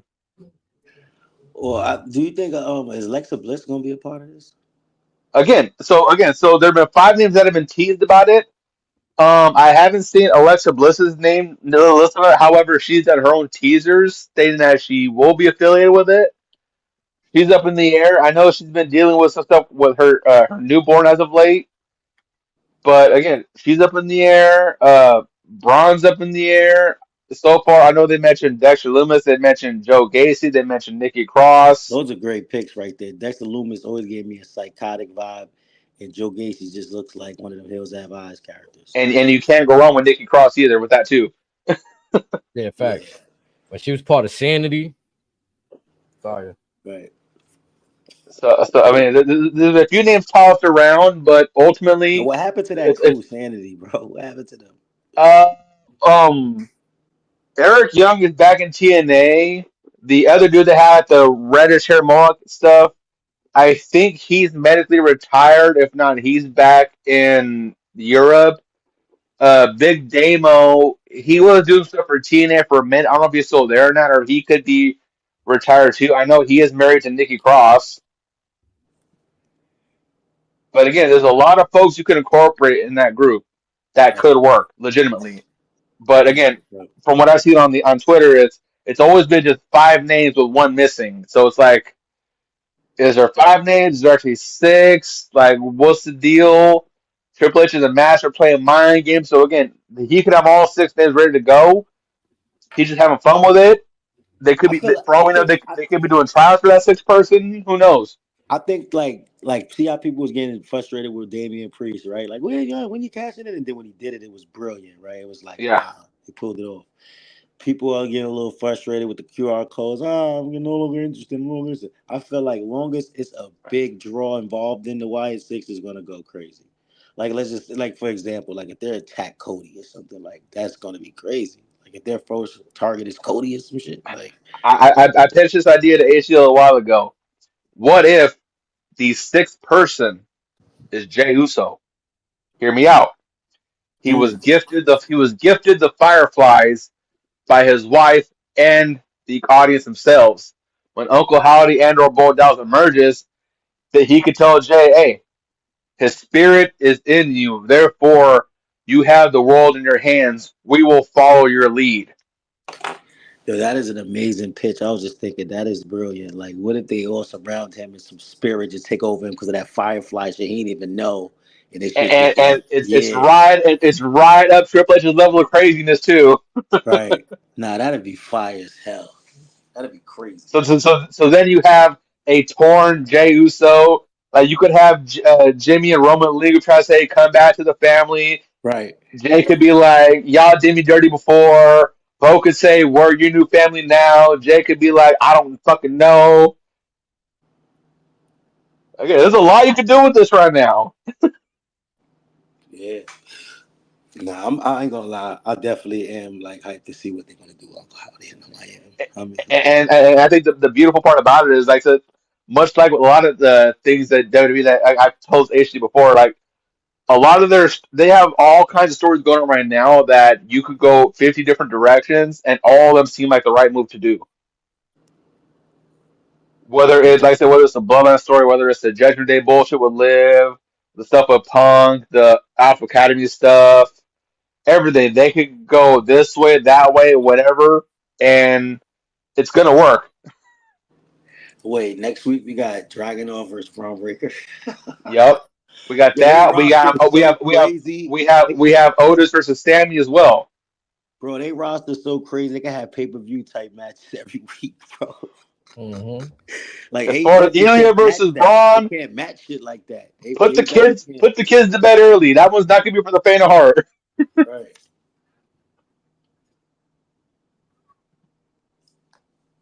Like I said, they got so much going on, and like I said before, it's an amazing problem to have, and that's rare to see, especially in WWE. Right. And remember, they still don't have their three top dogs currently wrestling. Four if you count Charlotte, five if you count Rhea. Yeah, Charlotte is a big dog too, for sure. And like I said, you could go down the list. It's like they're missing all these folks. And like I told HD before, like when we first started looking up, I'm very curious to see what they do without Roman in the bloodline. Look what we've gotten since then. It's amazing. It's beautiful. Because remember when people would try to act like, oh, we only want to watch the bloodline as the most intriguing thing. It's like, nah. Now you're watching You got the every Chad hour Gable of every stuff. show. Yeah, you're watching You every got the show. Dominic bullshit. You got the Yeah. Damian Priest bullshit. You Hmm. got the Logan Paul bullshit. You got the stuff with A Town Down Under, where Grayson Waller bad mouthing Gargano and series all faction of the way. There's so much stuff going on. And you know what? We have to give credit. I think they said in the beginning of the year, like, they changed the cameraman. They have a new cameraman, right? That's where we getting all these new shots. Yeah, they're And using a lot of ESPN crew now. and whoever's writing, whoever's doing the shit behind the scenes for WWE is doing an excellent job. Essentially, it's been the Sports Center crew from what I've been researching. They're doing an excellent job with these storylines for real. And like I said, think about it. No Rock, no Roman, no Punk, no Becky, no Rhea, No Seth. no Seth. It's like I feel like we're gonna there's so see many. more of Jade on Raw too. With what Yeah, what played out happened with tonight. that? What happened with that? Yeah, what happened with that? You had So Alba so Fire, what Isla we Dawn. could be seeing a potential triple threat for that belt because uh Zoe and Shayna called them out saying y'all been ducking us for whatever. Mm. Bianca said, "Hey, we're here. What's up?" They had the match was soft for what it was for the most part. It gets interfered by Isla Dawn and what's the other homegirl's name? Isla Dawn, Alba Fire. Alba Fire. So Okay. they kind of said, "Hey, y'all forgot about us. We want them belts. We're gonna take matters into our own hands." So, and they also tell us, "Hey, you're gonna have a pay per view in the UK and not have two people from the UK contending for the women's tag team titles. It ain't going down like that." Hmm. Yeah, I think we have yet to really see Jade and Bianca face some real adversity yet, as far as them being on the teams. We seen And them and like build chemistry and look better, but now it's time to see them in a fight. Like, you know what I and mean? and Like, and if you haven't seen Alba and Isla, they are an amazing group together. mm. Especially when they were with Mandy Rose back in NXT, they were phenomenal. I like Zoe and Shayna Baszler. I'm talking about Alba Fire and Isla Dawn. Yeah, I know. Yeah, I know. I got to get more familiar with them young ladies for sure. Yeah, so I remember that they really blew up once they kind of had their little funk with Mandy Rose towards the end of Mandy Rose's tenure. Oh yeah, I So remember Mary Rose. I she used to she love she Mary Rose. definitely elevated them. And again, I've only seen them just elevate themselves, just putting in the work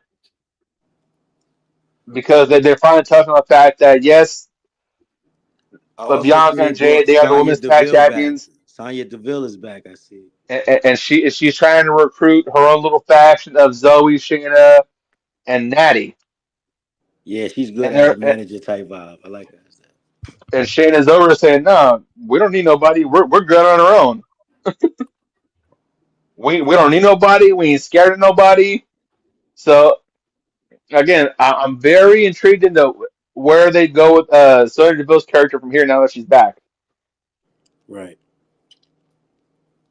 because Feel she's like she another played one. that Now, manager. She played that manager role. but even then, folks forget she's nice in the ring too. Yeah, that's the last. That's the last I seen her. But every like when she gets into this recruiting mode, it feels like she gonna be the leader, like you said, the leader of a faction, gonna be the mouthpiece for them. I could see her. Because She pairs she's well with got them. that alpha male persona about her. Yeah, she pairs well with Shayna and Zoe Starks though for sure. So I wouldn't mind seeing her with them. Because Natalia, I'm because good on that. You know what I'm what saying? I can see her being with Shannon as well because her and Shannon both share that MMA background. Yep. So again, I'm very intrigued in what they got going on for that. Io Sky was wilding tonight again. She was attacking Lyra Valkyria backstage. She got that mean streak going on. I love You it. not I hate it. you I hate love, it? I love, I He love loves EO. it. No, I love it. I love EO upset because the Chinese So people when they get upset, here we don't know what they saying. It's like "Eh, my God," you don't know what they saying. That shit is funny as hell to me. here's why I hate it. It's the same damn shit Nikki Cross says every time we see her come out. Mm. It's the same shit. Now Io, she's so much more versatile than just the unhinged, unadulterated physical monster. She's much more than that. She's proven she's much more than that. I want to see her take on more of a cerebral role similar to what they attempted with Shinsuke. I think she can execute this a little bit better. I think they're showing that EO is pissed off that Bailey that they lost. She lost the belt. They lost the tag belts. They have nothing. She's So, pissed. She's so the pissed. story That's they're the real going lie. with, She's pissed. the story they're riding with is the belts, whatever. She's mad that she lost to a rookie from NXT. So they're gonna run. So they're gonna run it back next week. And EO, That's it. you can't. I don't think you could just squash EO and just roll her out as a regular talent. I don't think you That's what could I'm do that. saying. She's much more versatile than that. That's all I'm like. I'm not on board with this. I'm gonna be honest. It may be time to maybe add a United States women's belt. There has to be some more gold for the women. Like it's not enough. But they have a lot of talent. Like if they had a United Now States women's title, that that North American title that Sexy Red dropped at NXT. What if they made that available to all women across all three brands? Could that be something maybe? no, I like that they're doing that for NXT. I'm saying for like the But men's I don't roster, think and Raw, I SmackDown. don't think NXT's women's roster is that deep for that anymore. Mm. Oh, you There's a saying lot of like the same way like Solo had the NXT the North American, he was on the main roster. Like somebody could get that and be from the main roster too. Like Becky went over there Yeah. right. when Yeah, Becky went over yeah. there. Yeah, I got you. Yeah, that belt I, is fine I would too. like to see an intercontinental or US belt, but then the problem would be people gonna be like, well, what happened to the other side? Unless you Right. defend that championship on both brands, if you make it exclusive to one, people's gonna and then it's gonna be creating too much because yeah, the roster, I don't think on both brands you can thin it out that much. It's already tough when you got the women's belts and they looking for competitors for that for the tag team belts. You take away all And your true also competitors. to Yeah, nah, to I get that. to Hmm. stroke the Dave Meltzer ego, are there too many belts in WWE?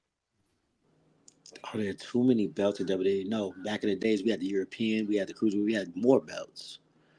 We had the Mm. hardcore. We had other shit going on too. Like it was mad gold. So no, it's not enough gold right now. I feel like this quality right now, like all the gold in WWE has Now, is granted, quality. it's different for as Snake calls it the other show. It's different for them, but for WWE's case, yeah. So Raw, you have the what's is their title called the head WWE title? What's their main title called? Is it the men's world championship? Yeah, whatever. You have that. You have the IC and the tag team belts, and then you have SmackDown, the Universal, the US, and then their tag teams, and then the women's go across all brands. So I mean, you probably could introduce a secondary women's belt, but then again, much like the women's tag team belt, you'd almost have to have it travel like the women's tag team belts. I kind of Like you see how yeah, go ahead, Z. no, I was gonna just say I hate how the cruiserweight belt was presented because when I was growing up, I never looked at the cruiserweight belt like the 205 live cruiserweight belt, like the It was its 205 own live. division. Yeah, and it felt like a gateway. Like if you was a good enough cruiserweight, like Rey Mysterio was, then Right. you could find yourself going to the next level. You know what I'm saying? Let's go back 20 years. You had Rey Mysterio, Billy Kidman, Paul London, Jamie Noble, Kid Cash, Chavo Guerrero, Eddie Chavo. Guerrero. Hoover True Guerrero. Yeah. It's Guerrera, not Guerrero. Juventud Mhm. Guerrero, yeah, he was the truth. And then you have Psychosis, super Psychosis, crazy. yeah, psychosis. Also, Oh, much love and respect to Psychosis. He's going through a lot of medical problems right now. I wish him nothing but the best. To Jerry was a beast. He was one that was like he was in the cruiserweight, and Tajiri's still going ham in all Japan right now. yeah, and I never really looked at him like a cruiserweight. Like again, like they make these cruiserweights look like they can't compete. You know what I'm saying? And then fast forward to a few years ago, you had Cedric Alexander, Hmm. TJP, Pac, Buddy Murphy. For a minute, you had Kota Ibushi, you had Zack Sabre Jr., What was the dude that used to come out with the umbrella? I forgot his name. like if they had the Marty cruiserweight, Scurll. if they had the cruiserweight title, niggas like John Morrison, you know what I mean? Cats like that. Yeah. If they bring back that division, there's only one person I want to have that belt. Ricochet. No, Hook. Well, Hook is not here. Hook could be a free agent very soon, for all we know. But again, I don't bring think him back Hook is that not division. coming without Taz, man. Hook coming with his And man. again, that's almost certain. Yeah. But again, you get him over there, you build a division around him because, and you just let him soar. Ricochet, you could put him in the heavyweight division, cruiserweight division, whatever. He's gonna rock with it. And I trust under the belt design, they won't give him that stupid purple strap with the titanium plates. They'll give it a natural Hold up, cruiserweight. I'm lucky fuck with that belt for a minute. But I can't. I Yo, couldn't speaking of like belt not. I designs, y'all like the couldn't. IC belt? We was talking It grew about on that. me. It grew on Gunther, me. Gunther, for me, elevated the prestige. Before that, prior to that, But he's on with the overall design. Right. yeah, no. But for me, It, it, that's what played a part into it. Because who holds the belt is like when Shawn Michaels had the white strap versus when the Miz holds the white strap. It's not the same. So Hmm. for me, it plays a part in who's holding Hold, the hold, hold. title as But well. then You know what I'm saying? again, Yeah, Gunther brought what that about when class to that Jericho had title the for black sure. strap? This is what I'm saying. Like it's prestige. I went back and looked at an old episode and like, damn, they really had the navy blue strap for the world heavyweight Honky Tonk belt. Man, I Like, think. Yeah, yeah, you had the powder blue strap for a minute. as That far as the was IC, what yeah. that was the powder blue. That was Andre the Yokozuna's belt. That was powder blue. Ultimate Warrior had what the yellow Warriors? one for the Yeah. IC. So like for me, everybody that held like Shinsuke, I wasn't sold on him holding the IC belt. Who else held it? That Sammy his first go around with it. I wasn't really, but when I feel like the emphasis on heavyweight champion, Gunther put the emphasis on heavyweight. And when he started saying that intercontinental heavyweight champion, I started looking for that on the belt. Like, do the belt even say heavyweight? And it sure do. You know what I'm saying? So I'm like, oh, And Gunther you really know why brings he some right, AC? Because he prestige. made that shit powerful when Sammy got it. Like he made that shit powerful when Sammy won it. You know what I'm saying? He built that shit up, that prestige, like you said. But Yeah. I feel like WWE, like you see how people was calling for like the Eagle WWE title, or Cody's gonna change the Eagle and over the. Like I feel like the IC belt, it'd be dope if they go back to like an old school look, like maybe even bring the white strap back. I don't know how far back they did it the last time, but like go back to one of the old IC belt looks. I So felt now, like the Miz AC, made it look cringy. It was dope, the idea, but I didn't really enjoy it when the Miz did it. Yeah. so AC, you and I have talked. What's one thing that you and I have talked about belt designs over the last few months? For which one? Side Oh yeah, plates the versus top. the nameplate. Yep, yep. I'm not sure if you've noticed, but Swerve has made a slight adjustment to the AEW World Title. I Mm-hmm. haven't seen it. He took the It's side got the plates off. it's got that and the nameplate. Okay. He's rocking with both. Yeah, I missed them Don't it days. got like his grills in it? Bro, don't get me fucking started on that again. It got his grills in the belt or some shit like that. No. So he got a custom growth in the shape of the AEW belt, but the Swerve's AEW title has, yeah, that's stupid ass shit right there. See, but like I love the fact that whoever got it for the time being, you put your own spin on it. Like you know what I'm saying? Like So right there, I don't know if you can tell, he's got the side plates, but right there at the bottom, it's got the little nameplate too on the very bottom. yeah, that shit tough. Yeah, But it But says Swerve I right think it's there. kind but of as far big, but it's tough though. I like it. But as far as that grill, I'll take Kanye's solid steel grill before that grill. It's actually I ain't like gonna lie. tackier than. That should look like a toy championship at first. You remember the toy championships that used to come with the kids' toys? With the OG Walmart replicas. Yeah, the Mattel toys and all. Nah, that shit fire. That Nah, shit that fire. shit. I ain't gonna lie. At first, when I see look, because I think I seen this, I was like, I can't even tell. Like, I was just like, nah, that shit ass. Like, I'm be honest, that's my first reaction. Shit ass. I seen it from far. When I seen the detail of it though, I'm like, all right, nah, that shit all right. Like, I can see that. Maybe I it's just mean, me then. I'm that cool shit, being the that shit, I'm gonna be minority. real. That shit not fucking with the WWE title that Cody got at all. Nah, So his now creation. let me ask you guys this: would you prefer the OG Wing Dingo belt or the undisputed belt that was shared between Undertaker, Rock, Brock, and Eddie? That I want that. I want the one that with the one. What is the one with the little bit of blue in it? The circle one. The I one think that the that's the Rock. modified. I think that's the modified wing. The one that Stone Cold and all them had early 2000s, man. That circle Oh yeah, one yeah, with that was the modified Wing Dingo, but they okay. what in the early 2000s or whatever, when Taker was the Undisputed Championship, it was a very different design. It literally had quite a bit going on, but I prefer that belt over the current belt that we have, and I can make an argument that that could be better than the coveted Winged Eagle that many of us fans cherish to this day. Mm. Just look at the belt that Eddie had when he beat Brock in San Jose and when he defended against Kurt Angle. That specific belt design, which is just 1-on-1. Mm. Yeah, I gotta see that. If you got that picture, put that up, AJ. I gotta see what you're talking about. But nah, it seemed like today was a good show though from Raw. You know what I'm saying? A good lineup overall. You know what I'm saying?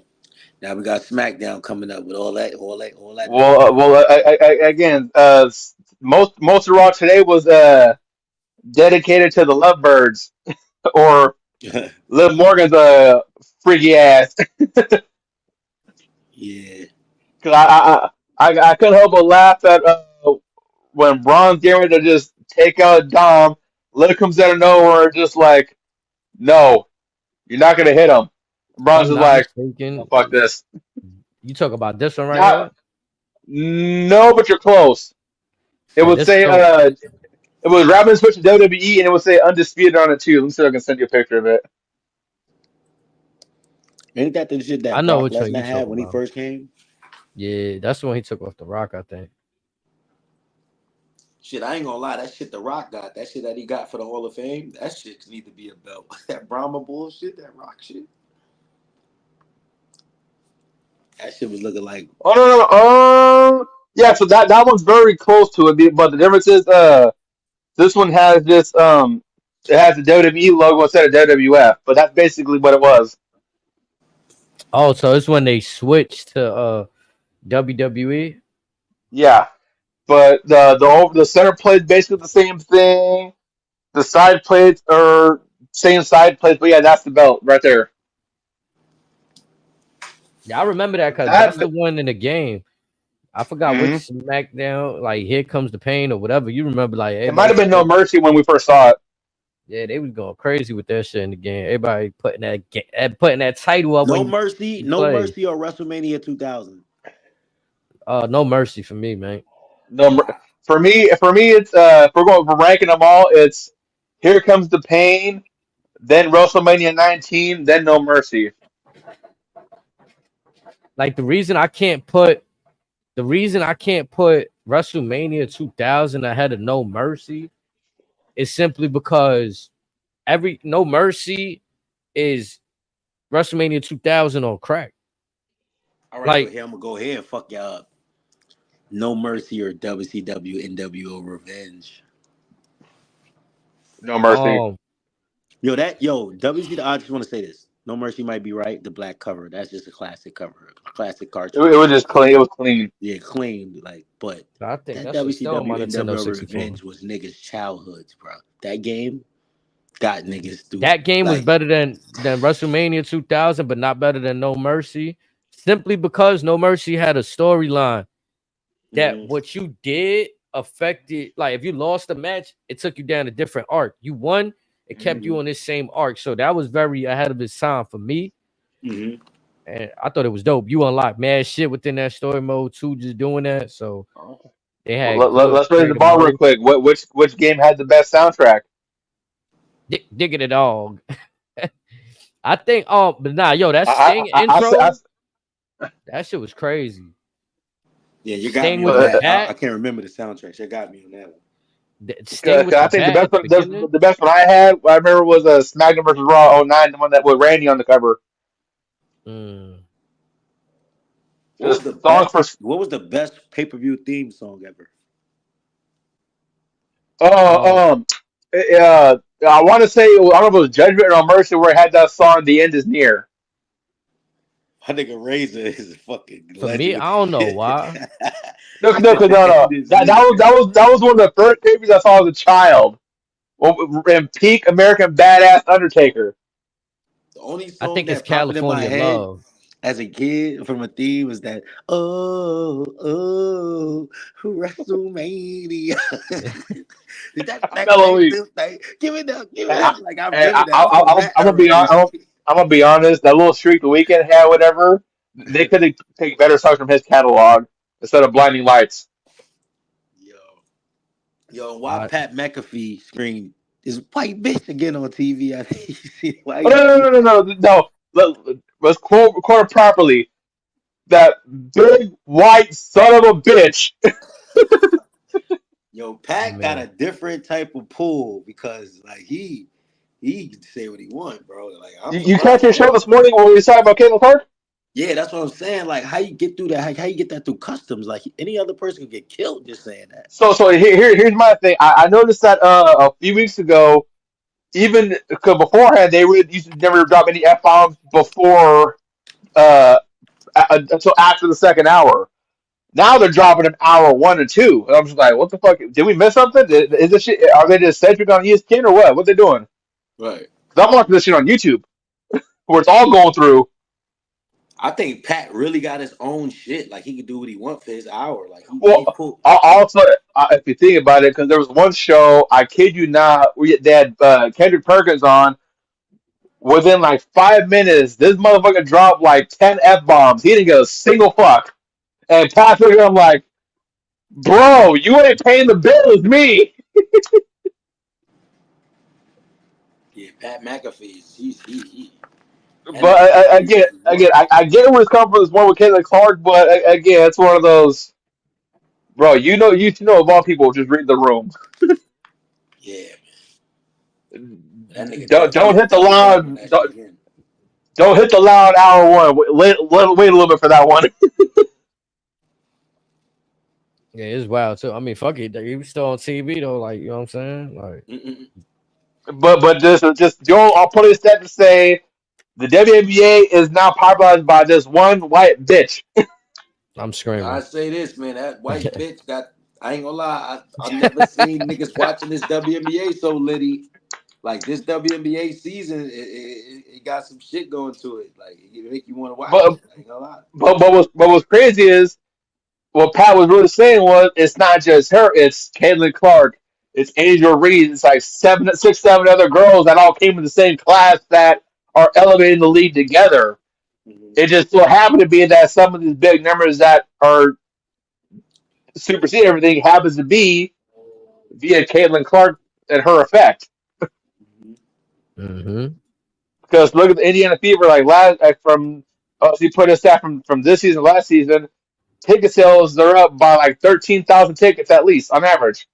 I ain't gonna lie. They treated Caitlin Clark like they treated Tom Shepard and Above the Rim. Shit.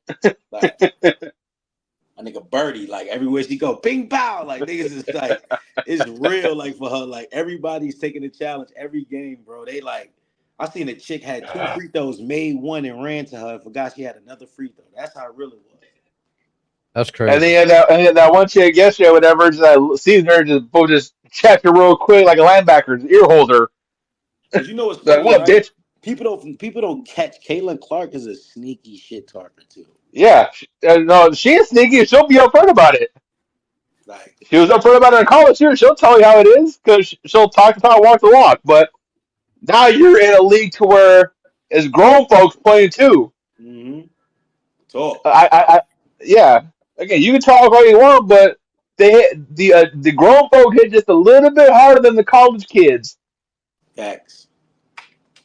Now she's doing good though. She got rookie of the month. You know what I mean? Like She doing what she can, but yeah. was it her and Leah Boss? I think they both. I don't know if they were confirmed to be hurt or not, but whatever. But they both kind of got taken out over the weekend in the game. Oh yeah. By the way, I know you've been hurt this weekend, man. My Yankees, man, we just whipping y'all ass, man. Yo, shout out to the Giants. Well, You know what I'm saying? They won me a little something. HD wound me about this earlier, but again, I don't know what the fuck's going on with that team. All I can say is from this year to last season, there ain't really no difference. It all comes down to one thing. They don't fuck with the invest Giants, long term in the right areas. I fuck with the Giants, man. I ain't gonna lie. I've been saying it for years. We need a center fielder. We get Jung Hoo Lee from Korea. Just get the shoulder out for the year. We have no center fielder again. We get Blake Snell on a discounted deal. He's been hurt all season thus far already. We sent our entire bullpen to everywhere else.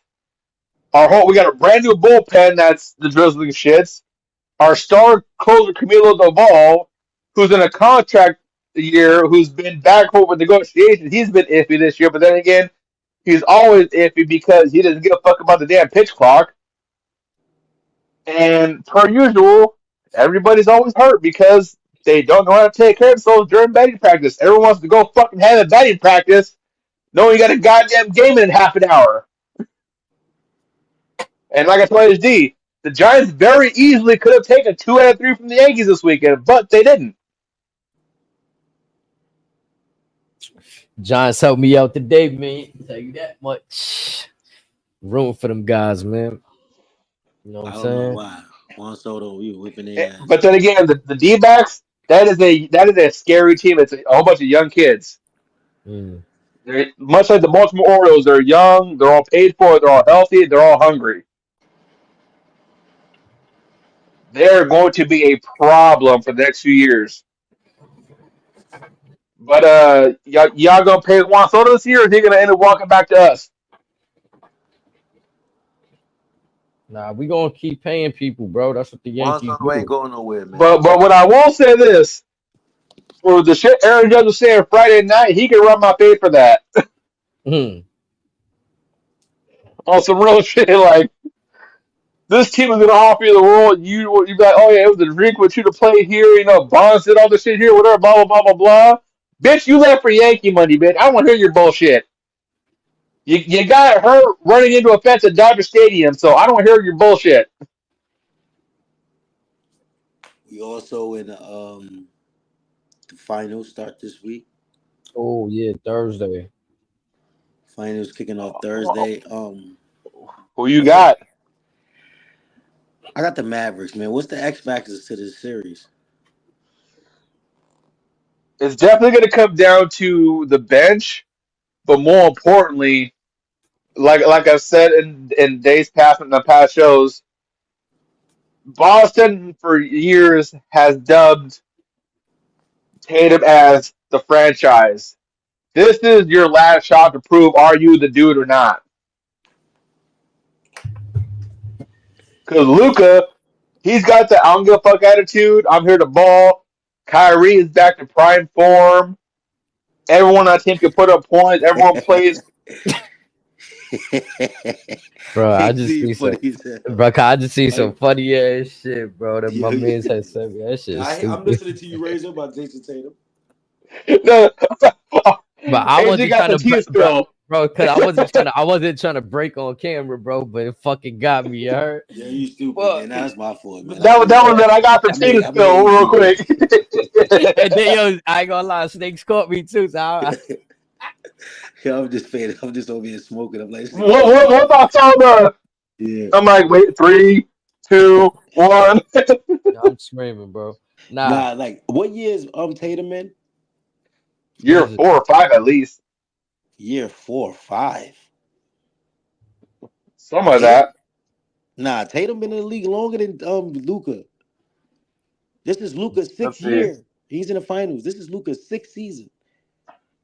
So Yeah, Tatum had he to be in the might be league at least 7, 8. 6 or 7. Cause he definitely played LeBron while LeBron was still in the East. Yeah, so did Tatum come a year before Luca? This is, let's see. This is year 7 for Tatum.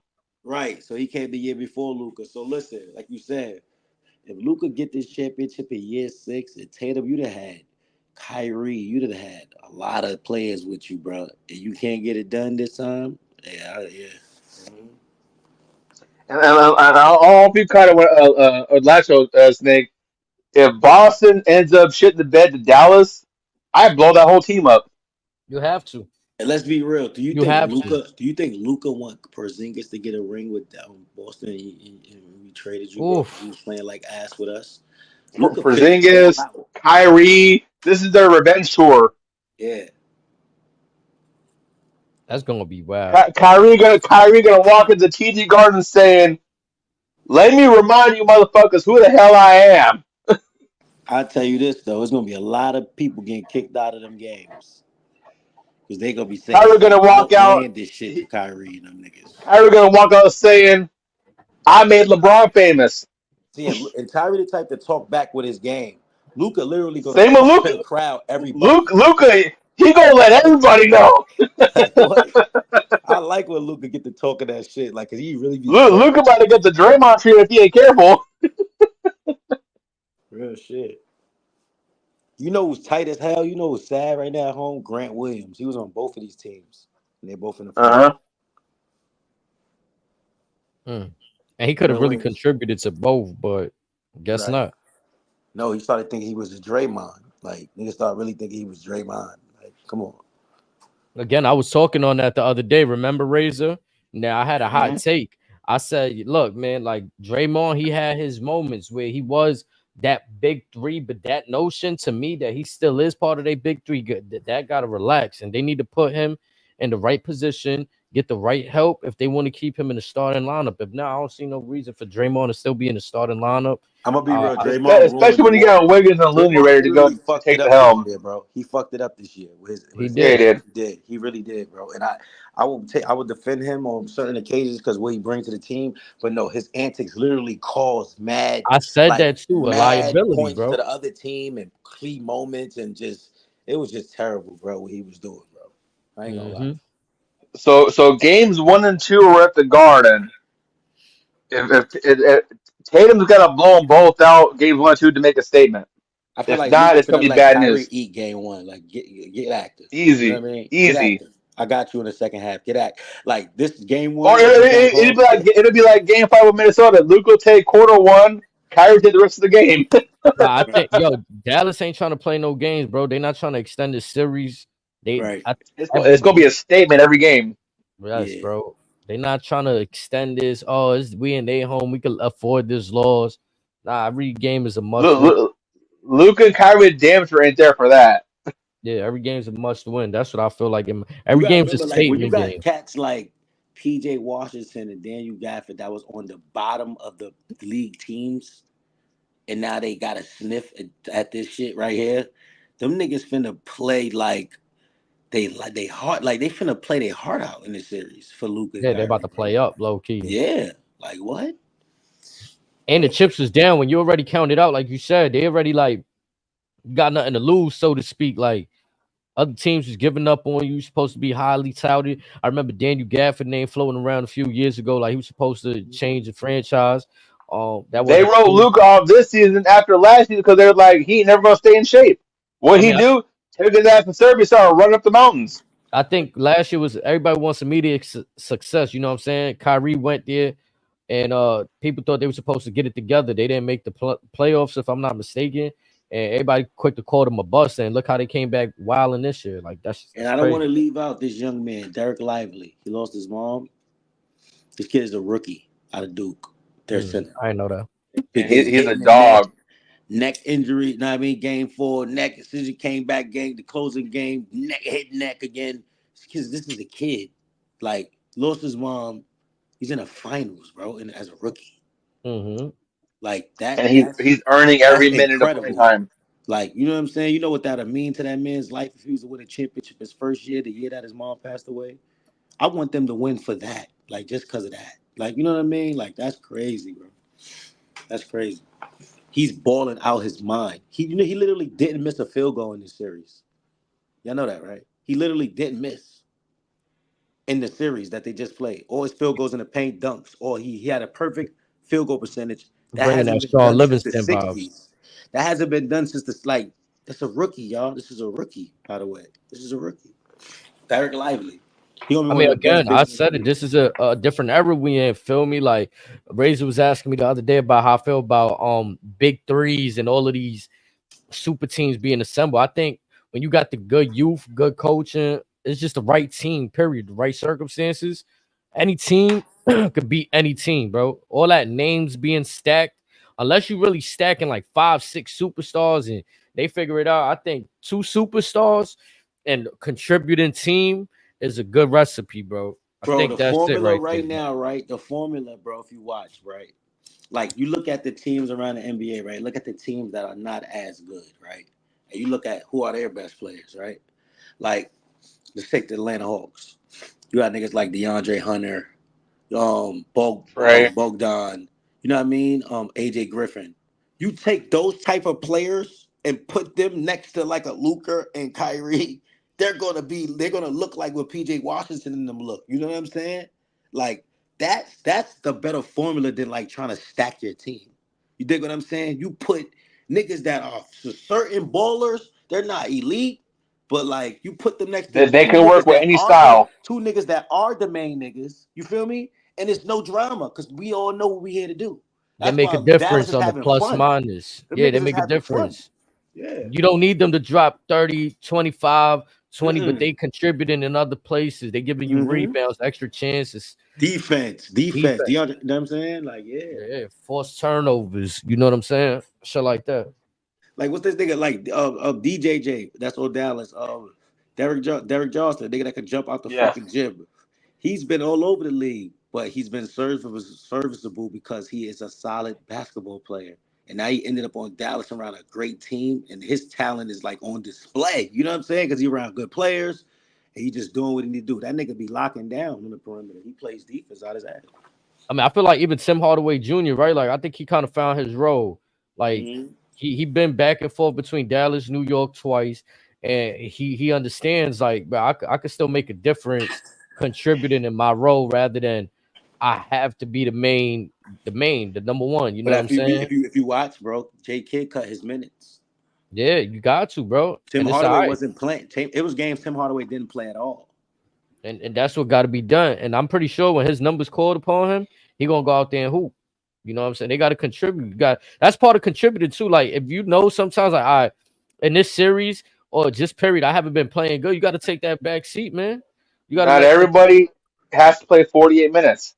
Yeah, Tim man. Even if you Hardaway, don't play at all. respectfully, Tim Hardaway is a 3-point shooter, right? Mm-hmm.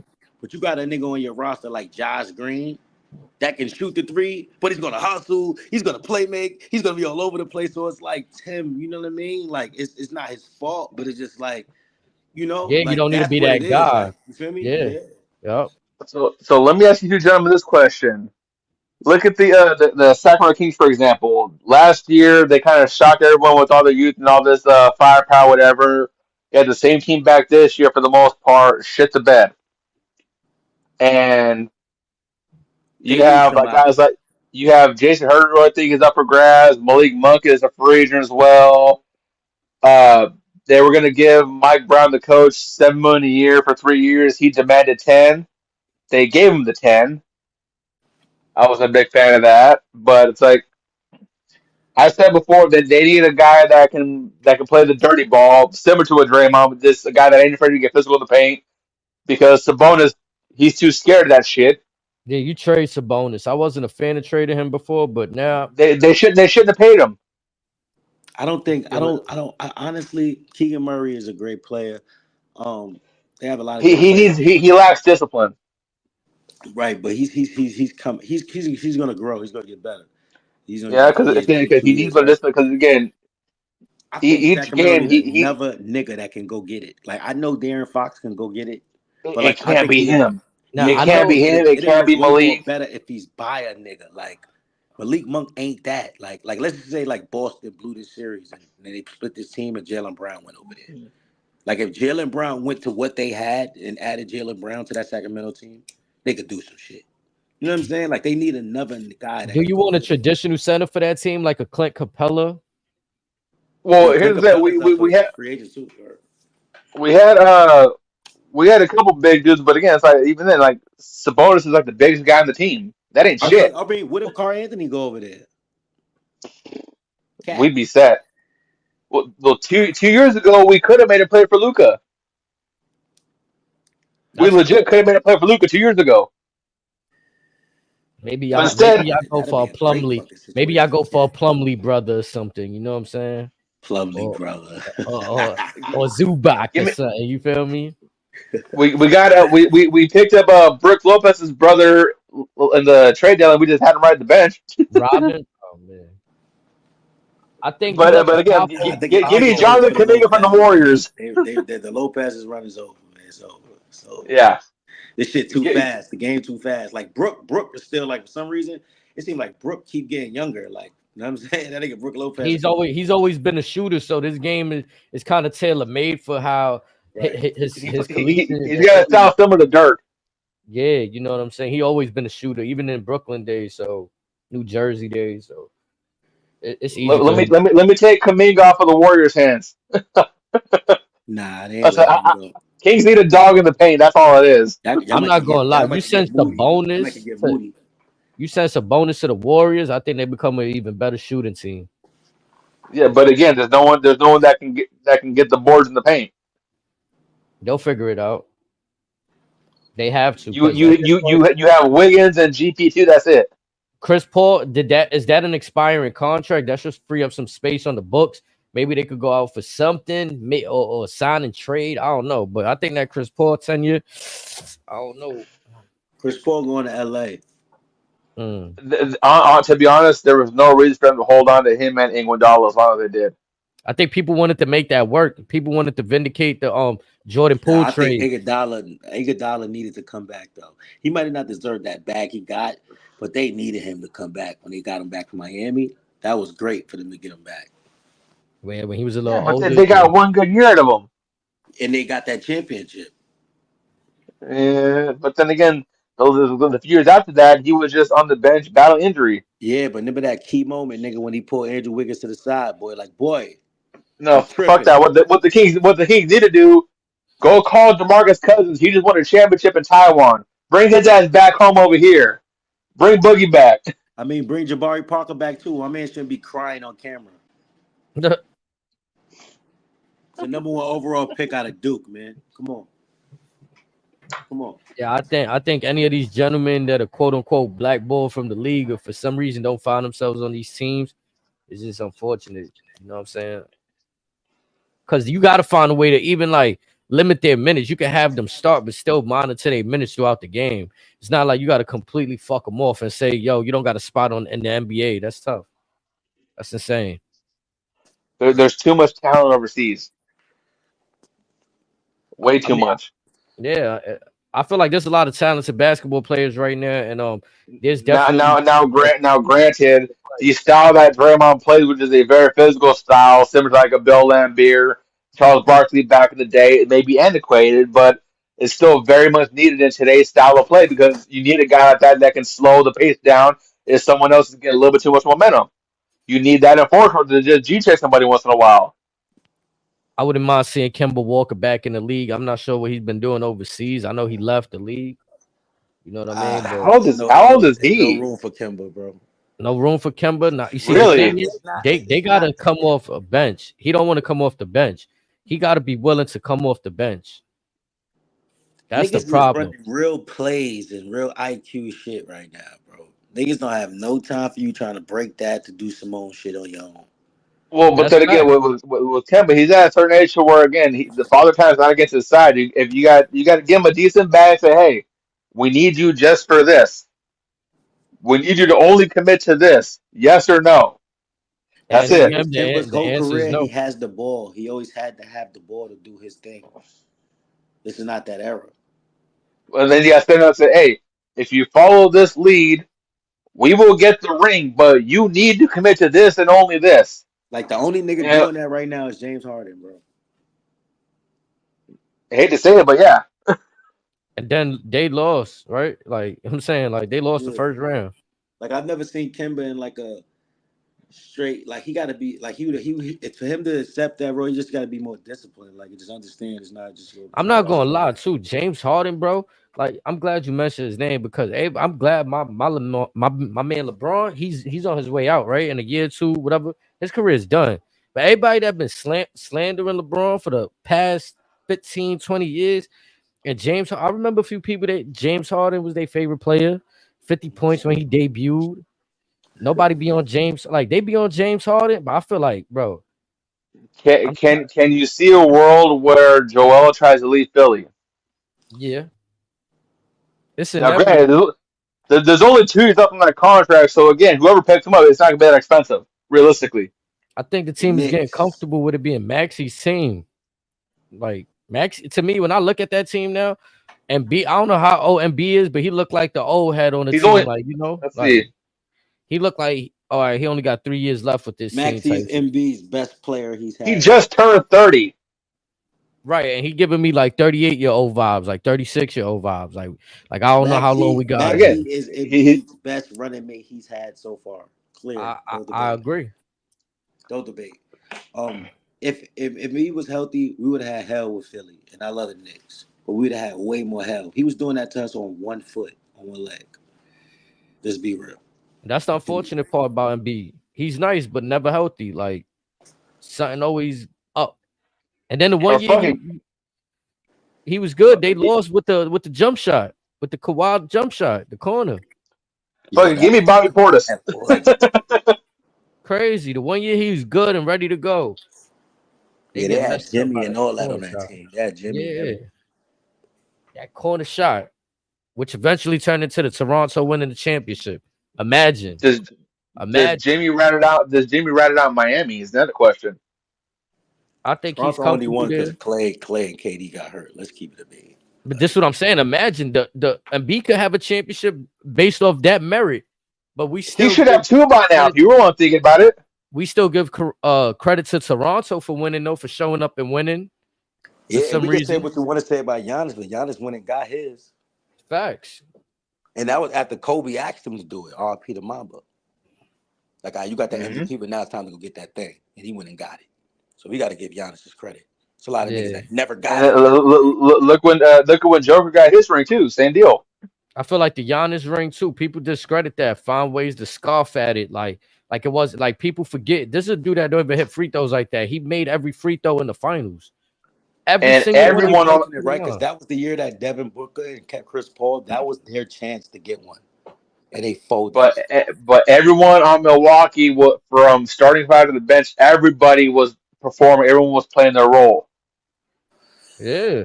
Guess who was on that team that we got now in New York? The big Ragu, Dante DeVincenzo. Yeah, he was on Yeah. that championship squad. Yeah, Yeah. he And got it. again, same with DiVincenzo. Again, Doug should have had a ring with him too because Vincenzo's nice. Warriors tripped out not keeping him. They should have kept him. I ain't gonna lie. Thank you. Yeah, that was one of the biggest fuck ups they did. I'm like, how did you let him go? He I would have feel been like they were elite with Steph distracted. this year. He Come on. he is an absolute problem on the court. They were distracted. That whole Jordan You Poole could you could situation. you could have him 10 minutes, have him 30, maybe 40, whatever. He's gonna be a problem for anybody. Yeah, I fuck with Ragu. Yeah, again, yeah, y'all better pay him whatever the fuck he wants. Get him his own bodega, something. Yeah, we got he got his own meal. He had his own meal. Like, He gonna be like Tommy Cutlets with the Giants, Mister Gabagool.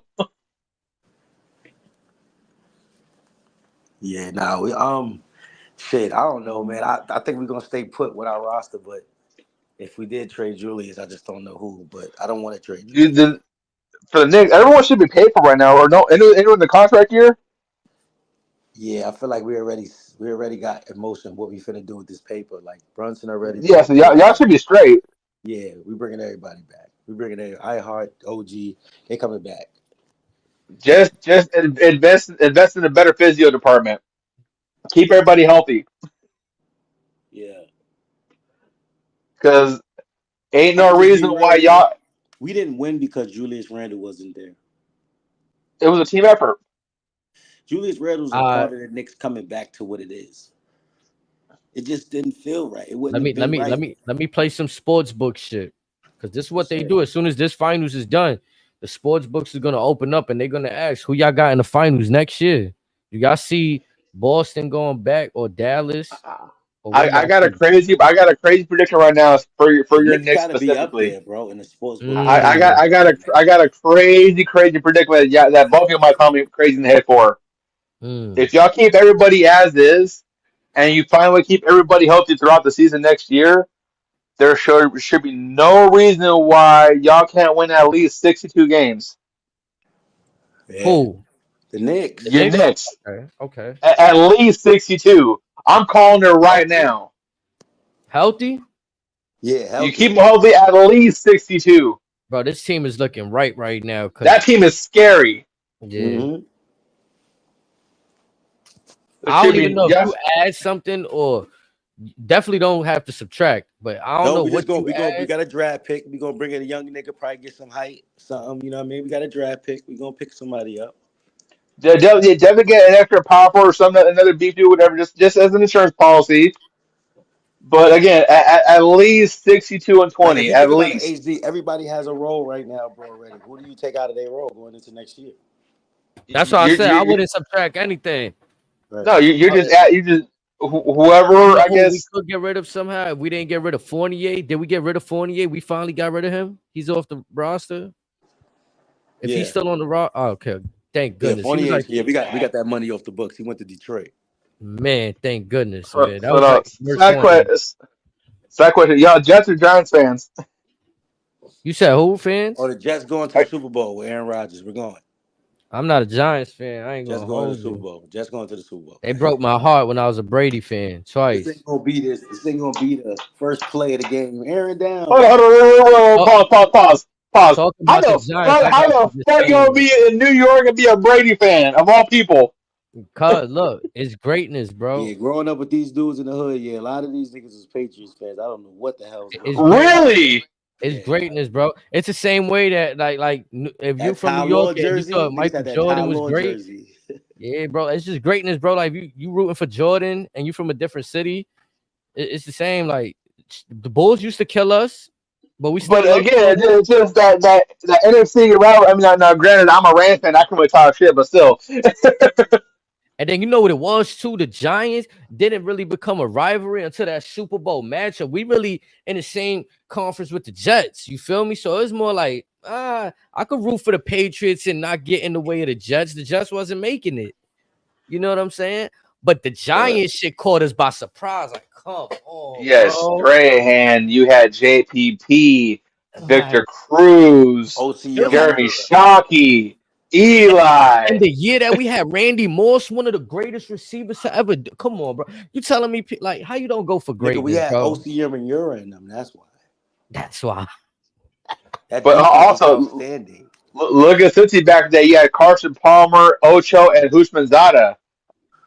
Yeah, They didn't Usman get Zada shit. was a killer. We had Ocho That was a Cinco too and didn't do nothing with him, but it felt like they said he couldn't really read the schemes and get with the team plays and all that. But But he actually was very good on that team. If you really look back at it, that nigga Ocho was one of them. They just I wasn't think Ocho scoring nice. points. Brady was great at just hitting the targets, getting the receivers, the right Man, people. Brady fell in love with Edelman for like 10 years straight. Crazy. All he needed was Edelman and Gronk. Didn't matter who was guarding him. He did that two cap right there. That was it. That nigga won a Super Bowl with a nigga that caught a body the whole season. They ain't know it. Aaron Hernandez. Facts. Nigga Hernandez was the happiest That nigga person played the out whole there. season with a body under his belt. Yo, that story is crazy. He was certified. No one ever knew it. He's out there wilding. Yeah, bro. That's But how I this, went for him, man. Like but greatness. this NFL is gonna be wild this year. I Yeah. mean, who y'all think is the greatest player still active right now? Greatest player of Af- all a- a- sports. No, and and that's correct. well, you could go there, And but I was talking NFL right now. Still in the NFL, who the greatest out right now? it's gotta be Who? Travis Kelsey, Okay, okay, okay. Mm. He because getting there. I'm gonna Mahomes go with ain't Lamar shit without Jackson, Mahomes bro. ain't shit without Trav. Lamar Jackson, Oh, Lamar, I still feel he's still trying to prove himself. bro. They just added Because he, Derrick cause, Henry. It's but here's the over. thing. Here's the thing though.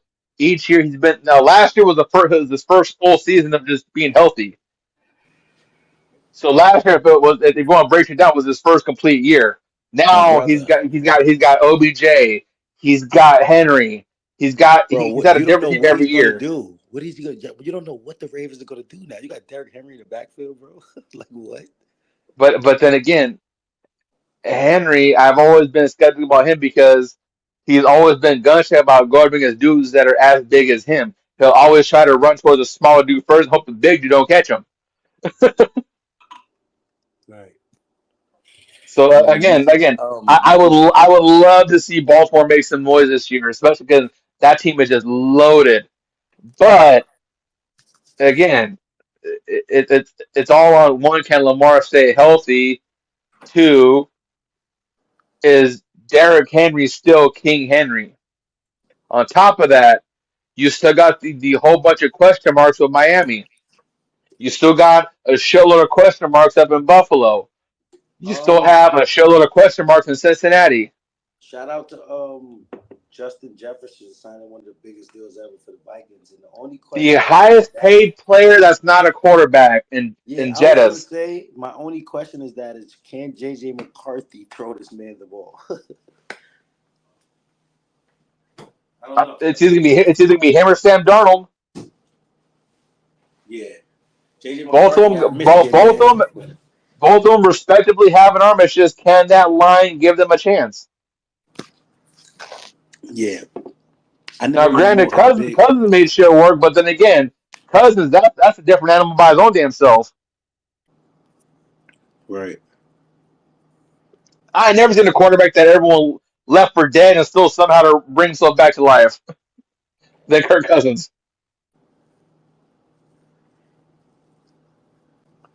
And then as far as my Rams, is a boatload of questions there because my entire defense is basically all rookies and second year players. Um, my quarterback in Matt Stafford is an old war horse. My backup quarterback in Stetson Bennett is still in AA rehab. Unless Cooper Custer is still on the ball, I don't know what's going on with the Rams this year. Green Bay is looking kind of nice. Dallas is going to do what Dallas does every year. I'm not really worried about them. The jury's out on Philly. I'm interested to see what Indy does this year. Same with Houston. There's a lot of young quarterbacks in the league right now. It's a new era, Yeah, CJ Stroud been talking a lot lately. but the sophomore slump is the real thing. Yeah, yeah. What's his balance? Everybody know what you do now. You gonna see. Yeah. Who's like a I'm sleeper? Who's like a sleeper team like to look out for this year? Pittsburgh. Pittsburgh. Pittsburgh's a legit sleeper. Um, because of the Harbaugh effect, you got to consider the Chargers as a sleeper. What about the Detroit Lions? They just paid Jared Goff. That's going to be an interesting team. It's They can yo, they repeat last year's magic? their coach blew that game in the playoffs. They didn't lose that game. Their coach lost that game. There's no way Detroit can beat I them. won't say they blew it. I think it's more so they got there and that moment was just too big for all of them as a whole. So I wouldn't necessarily call it a blown Okay. game. Because everyone had hoped they'd make it there, but the fact that they actually got it there and they grinded and earned it, they're like, holy fuck, we're actually here. Yeah, the way they managed that was terrible. But on the flip side, everyone on that team is paid for, so everyone's coming back. Right. So again, so this season is gonna be very interesting with them. I don't see Chicago doing much. It's gonna come down to Minnesota, Green Bay, and Detroit in the NFC North. Um, You think Jordan I Love is going to do that? again, I have all the faith. I think he's a better quarterback than people give him credit for. Me personally, and that offense that he has with Romeo Dobbs, Christian Watson, it is scary. And just added, they traded Aaron Jones for Josh Jacobs. You upgraded. You still got the tank and AJ Dillon. So that offense is going to be fine. I am concerned with the left side of that line with Bakhtiari and Runyon gone. So that's going to be the question mark right there. But they have two. I'm gonna say it right now. They have two tight ends that could easily be first team All Pro that are in their second year. So again, but it's one of those. Can much like with Tony Khan AW, can Matt LaFleur stay out of his own way? Let Jordan Love just do his thing. Let him earn his keep there. Let him ball out. Yes, he's gonna make mistakes, but then again, he's human. But he's gonna make some plays. He's gonna do the right. He's gonna figure it out. Just let him ball out. Another team that's gonna be interesting to watch is gonna be Washington because the team may not look like much, but on paper, I wouldn't count them out just yet. Especially since they just signed Bobby Wagner to run that defense.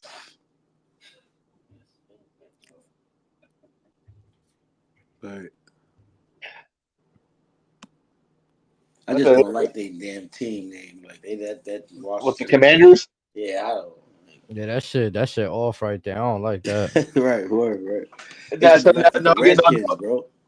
It's from thank that so again. Santana Moss era. Commanders. The So so Commanders. so again, when they were talking about the name change, when they were trying to think of what they could call him, I felt it was appropriate to call him by what their nickname was in the '70s, and that was just call them the Washington Hogs. Washington Ponds. The Hogs, Hogs. Oh, Washington Hogs. Okay. Yeah, That shit because sound like an again, AFL team, man. because back in the day, in the '70s, that was their nickname.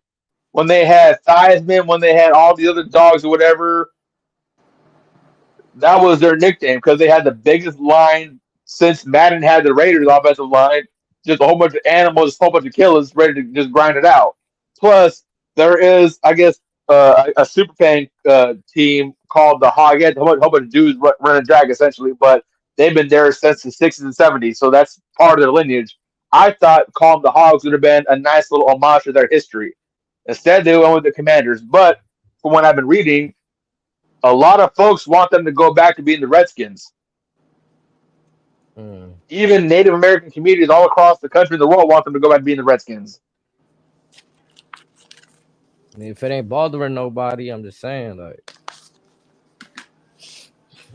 Because a lot of teams, now granted, Cleveland's baseball team called themselves the Guardians, the Redskins changed their names, but again, KC still the Chiefs, Florida State still the Seminoles. There's other teams that still have that Native American reference that no one really trips about. Why are these two teams the problem?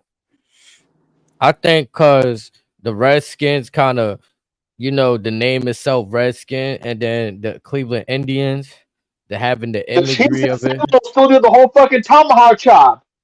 Yeah, but Nah, I'm I crying, feel like y'all. Chief Y'all ain't gotta as hold bad on. when you got the tribal chief. Like, Hold I on, think I'm Chief crying, is more y'all. But acceptable. when they're doing the oh, they're all Hey, doing hold that up, They shit. could hold up, cut. hold up, Yeah, they hold could up, cut hold all up. that shit out. I'm about to finish the HDD. Y'all niggas see, yo, WWE is crazy. Why is Liv Morgan liking all Dominic's pics on Instagram, bro?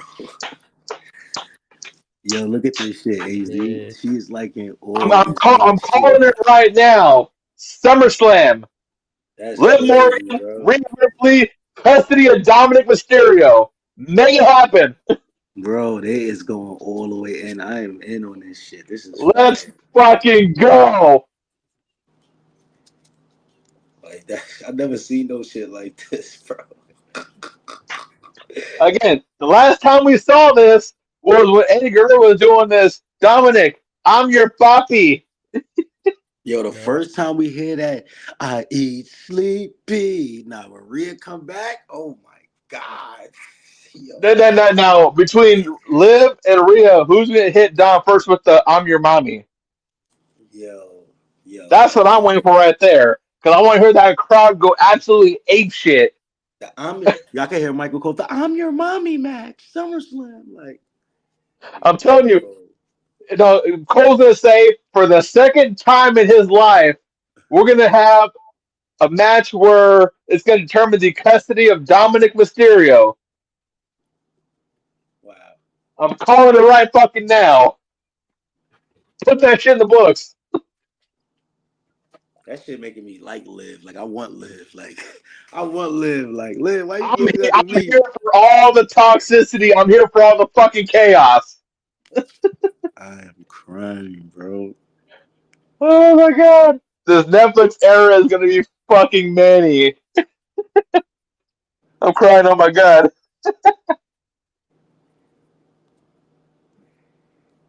Oh shit. Please Nah, let I'm Triple crying. H, let this happen. Please. Let's see, hold on. What's her IG looking like? Real quick. Nah, cause Dominic Mysterio put it on his page. Go to his Instagram. Look what he put. Go to Oh Dominic fuck. Mysterio. Don't tell me that, Snake. Nah, for real. Go to Dominic Mysterio Instagram. I'm on my way right now. Oh shit. Let's see.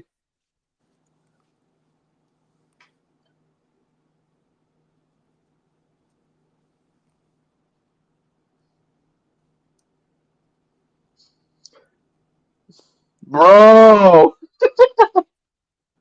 I don't know if you can see my screen right now, whatever. It just don't move from Dominic swiping up and down. That's hella shit. She's stalking this motherfucker right now as we speak. Okay. I'm here for it. She want that glizzy. So I guess let's see what else she got. She also posted a picture of a story saying I with the shirt saying I put the hot and psychotic. Um and another photo says, "Stop trying to pretend you're not thinking about me." I'm crying. It's safe to say Shit, that's Liv. the You're hottest single. storyline going. I'm single. Facts, Come on. facts, HD. Facts. Yeah, that's the hottest storyline going right now. It's going outside of WWE televised programming. It's leaking onto social media in a fun way. So you know what I'm saying. I think it's lit right now. They know what they're doing. So what you're saying is the next step will be right before SummerSlam. We see Liv Morgan on the Jimmy Fallon show or Jimmy Kimmel with Liv Morgan professing her love for Dominic Mysterio. I mean, I think they kind of going back to something we've mentioned, maybe not so often, but the dynamic between Rhea and Dom, it went more from like lovers to she kind of like little bro and Dom, like, you know what I'm saying? Like we don't see that same dynamic anymore. So No. It ain't a little bro. We got two women in Rhea and Liv that want to be Dom's dominatrix. mm, Snake, don't I, hide your laughter. Let it out. Snake, let it out. Nah, this shit is really crazy. 'Cause I've never seen it. What AZ say is right. Like they go outside of TV. Like this is fire. It's fire. So, what's funny is in the old Vince days, we began the Dominic and Liv wedding. correct. Now it's like, nah, you want a crazy bitch? All right, you got one. Now, uh, assuming this all ultimately leads back to a Ray Dominic scenario, whatever. At any point in time, do we see his sister play a role again, like what she did when Buddy Murphy was around in WWE? No. Just keep the family out of it this time. Yeah, if they not ready to get in the ring, I really don't think there's no place for his sister in the storyline right now. All she gonna do is get slapped around, I mean, and that's what happened when Buddy was around. yeah, so it's like I don't, you know what I'm saying? I don't see what that does for the story. For me, maybe like one time if you include a one, but not an ongoing thing. I wouldn't want to see an ongoing where Aaliyah in there. Now, can we see? I mean, this is probably the least likely, but is there a possible world realistically where they incorporate Dominic's real life wife into this? Nah. On some Jerry Springer shit. What actually being more intriguing to me is if at some point, like I know it's not gonna happen in the time future, but if it could have Buddy eventually jumped into the feud, you know what I'm saying? Like, nah. You know what I'm saying? There is a rumor that Buddy's contract could be up for grabs soon, and Tony's just holding on to him by a thread. So that could be a very legit possibility by Survivor Series.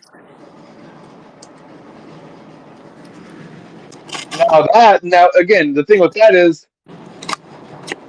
between Buddy and Dom, who would be the actual babyface? I think you even make Buddy Matthews the new leader of Judgment Day. Why? Because he's been behind the tutelage Seth Rollins. I keep again with this story specifically. I'd keep it entirely away from Judgment Day because again, much like with the Damian Priest Punk situation, it'll just dilute everything. It might, but I think it'd be dope to see if they can pull it off. A power couple like Rhea and Buddy together on screen taking over the Judgment Day would be crazy. So essentially, you just have Dominic just be Rhea's cuck at that point. Yeah, basically. and you can even cut the strings, really, right? Like, because in all honesty, let's look at Dom Mysterio. They only bring him in to like pull him away from with dad, right? So one could argue it started with that, and then it transformed into mommy. With that, with his little NXT North American run, whatever. So again, it seems like we're veering back to Ray versus Dom again since LWO is on Raw. However, now we have the live factor. Yeah, and I feel like at any time. I mean, what if at any time Dom gets cut by? I mean, this might not be a fan favorite, but everybody's a fan of heel Dom. What if he joins the LWO with his father at some point? I can honestly see that because I could see him trying to amend the olive tree, and Ray would just tell him, "I told you to leave them crazy bitches alone years ago. Did you listen to me?" No. That sounds like a father response. Your mother told you about those foxy guys. Now, come on, Dom. We raised you better than that. Because I feel like Rhea could cut the cords on her boy toy. To me, that's what I look at Dom as. That's Rhea's boy toy. When she's done having fun with that at any moment, what is he really to the Judgment Day? What value does he bring? Now, in hindsight, given where Dom is currently, a match versus Buddy would be very interesting to watch because again, you'd have Buddy come back to essentially avenge his wife or whatever, and then Dom, like you said, be a victim of circumstance, and Dom would just be fighting for his life. But again, that could be the babyface turn he needs. Yeah, I wouldn't mind seeing that. Now that I think about it. Yeah, I wouldn't mind seeing that. It's refreshing too. Like we've seen heel Dom. If there's not gonna be any more layers to it, then he's just a boy toy. I mean, I'm sorry, that's gonna keep him stuck right there. You know, like. At some point, you got to break away from it. The problem with this is, given how Dom's been presented, it's getting one of those situations where once Buddy starts beating the dog piss out of him, that's going to get a standing ovation. Yeah. Mm-hmm. You gotta spank. They gotta spank the reality back into Dom. Like, gotta wake him up. The only way, honestly, that you could get it to where it's a babyface turn for Dom is if Buddy gets color on Ray and Dom. I think Mm. Buddy coming over to WWE.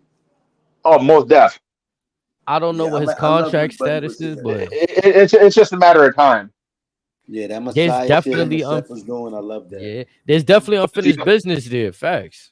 Yeah, but it's one of those things where, again, So as Aleister much as Black got to come back too. Bring him too. Yeah. again hit them two.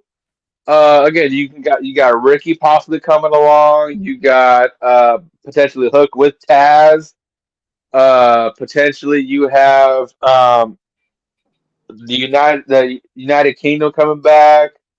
You potentially have everybody come back essentially again because they all see how Tony Khan's running AEW. Shit, for all we know, Jim Ross to say, "Hey, fuck this shit, I'm going back to WWE."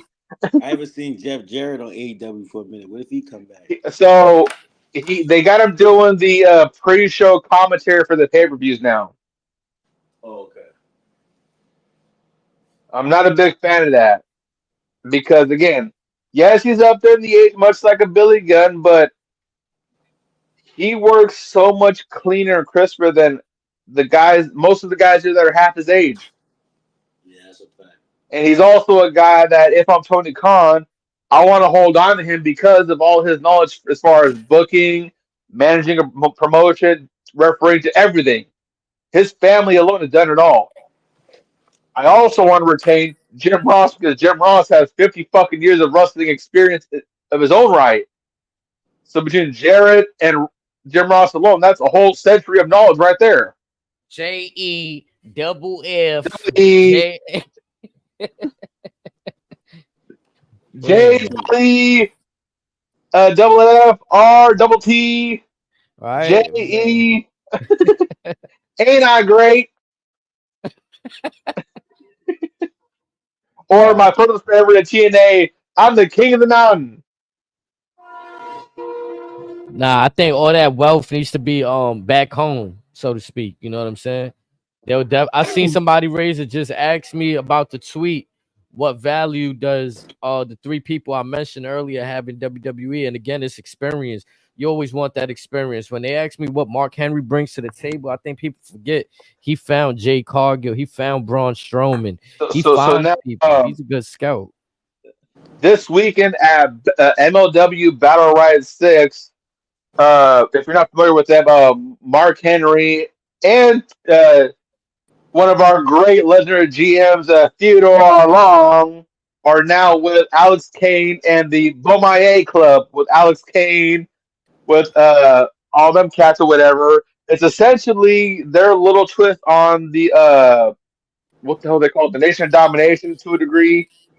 Again, I was a very big fan of Alex Kane when he kind of got there. His meteoric rise there, and Alex Kane under Mark Henry's tutelage is going to make him that much more dangerous because Alex Kane is a big boy with a wrestling background, D1 wrestling background. He could be Look, a more physical Kurt Angle. I'm calling that right now. I'm glad you go to Olympias because also in that tweet I had mentioned Jake Hager. I feel like you can pair him up. Now people might not like it, but I don't want to see him on a singles run.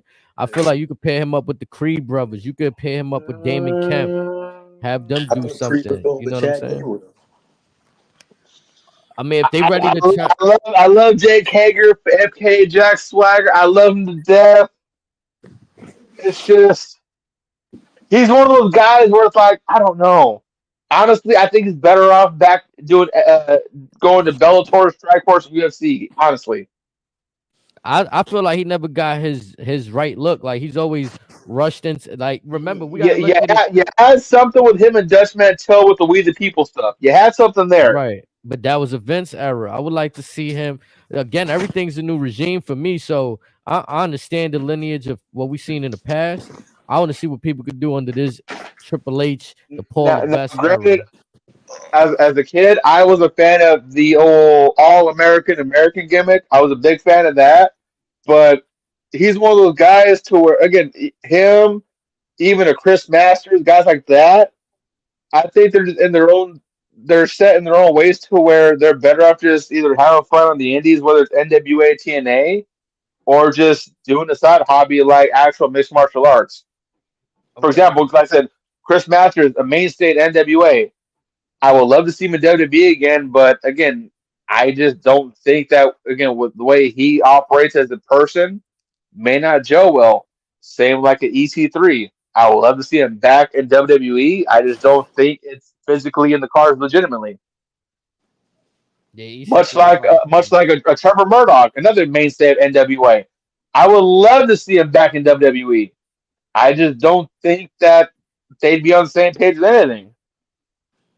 Definitely not there. There's a certain guys that and I'll throw Pac in the same conversation to where they just they're just not meant for the machine. As gifted as talented as they are, it's just one of those things. But it's a new machine. It's a Yeah, new. but again, look at Pac when he was Adrian Neville. He was in NXT when it was Triple H's baby. He was only able to get so far in peak NXT. Yeah. So again, it's just one of those things. Again, not everybody's meant for there. I get that. Again, that's why I hope AEW can unfuck themselves because again, where there's more spots means there's more work, which means there's more quality performances. Not everything has to be dream match this, eliminator that. Again, if you build your product, build up your rapport, shit will naturally fall in line. And that's the one thing that AEW has been struggling with for the last 5 years. Now, 2 weeks after the pay per view recently, I was hopeful that they were going to commit to sticking to the hey, let's just figure our own shit out, whatever. We'll be our own shit, and then everything will fall in. Because, like I said, like I told you, HD, I thought that the Dynamite after the pay per view was the best Dynamite they'd had in their 5 year history. Yeah. As the numbers showed, it was one of the worst Dynamites they've had in history. But Right. as from what I've seen, it was better than what the numbers showed. So it goes down to again, are they're leaning towards the damaged goods aisle, and that roster deserves so much more than that. They deserve so much better than that, as talented as they are. But signing folks just because they were big and elsewhere doesn't always reflect as a positive number for you. It just means you're asked out of X amount of money for how long you got to hold on to them, like an Okada, like an Osprey, like a Claudio, like a Daniel Bryan, like a Swerve, like a Moxley. Yes, they were big stars elsewhere, but that doesn't always guarantee they're going to be a big star with you. For example, this past Saturday on Collision, 120,000 people watching the show. That was it. That was their peak. That's crazy. When Punk was there, they're getting 600-700 easy. They were getting NXT numbers. 120,000 people. They had Dax Harwood cut a promotion to try to wave the AEW flag. You hear one guy booing the shit out of what they're saying. You hear nothing else but the one guy booing his lungs out. This is to FTR, who 2-3 years ago, many of us considered to be one of the best tag teams walking God's green earth today. This is what they've been bastardized to do. All because of Tony Khan and whatever brainwashing he does. You then look at someone like a Ricky Starks, who, since dropping the tag titles with Big Bill to Sting and Darby, we haven't seen him since. Mm-hmm. We were told he was hurt. He said he's perfectly fine. More recently, Tony Khan says, "Oh, I love that Ricky Starks is back. He's a great actor for blah, blah, blah, us here and there." Bitch, you've had the whole fucking time. Like, you're the one writing the fucking show. You're going to put this bullshit out? No wonder everyone wants to fucking leave and go back to WWE. No wonder folks would rather go to GCW, PWG, Progress in Europe, smaller shows in Mexico, Japan, whatever, just to get the fuck away from you. As much as folks want to put faith in AEW, like myself, Tony Khan specifically is giving everybody a significant, substantial reason to say, just give up on us. Like I told you earlier, as of this moment in time, at the time of this recording, in mid-October, AEW doesn't have a fucking TV provider. Therefore, they will not be on TV. They don't have a streaming service set up, nothing. They have Honor Club. That's it. It's all out of Tony's pocket. Right, and they did this to themselves. You are 5 years deep in the game. You're still doing the same bullshit that was costing you money year 1 and 2. You have all the brain power, all the talent in the world to make you guys a successful brand. You don't got to be a direct competitor to WWE. Do your own shit. The audience will come. The publicity will come. The money will come. Just stay in your own lane. Do your own shit. You can't even fucking do that.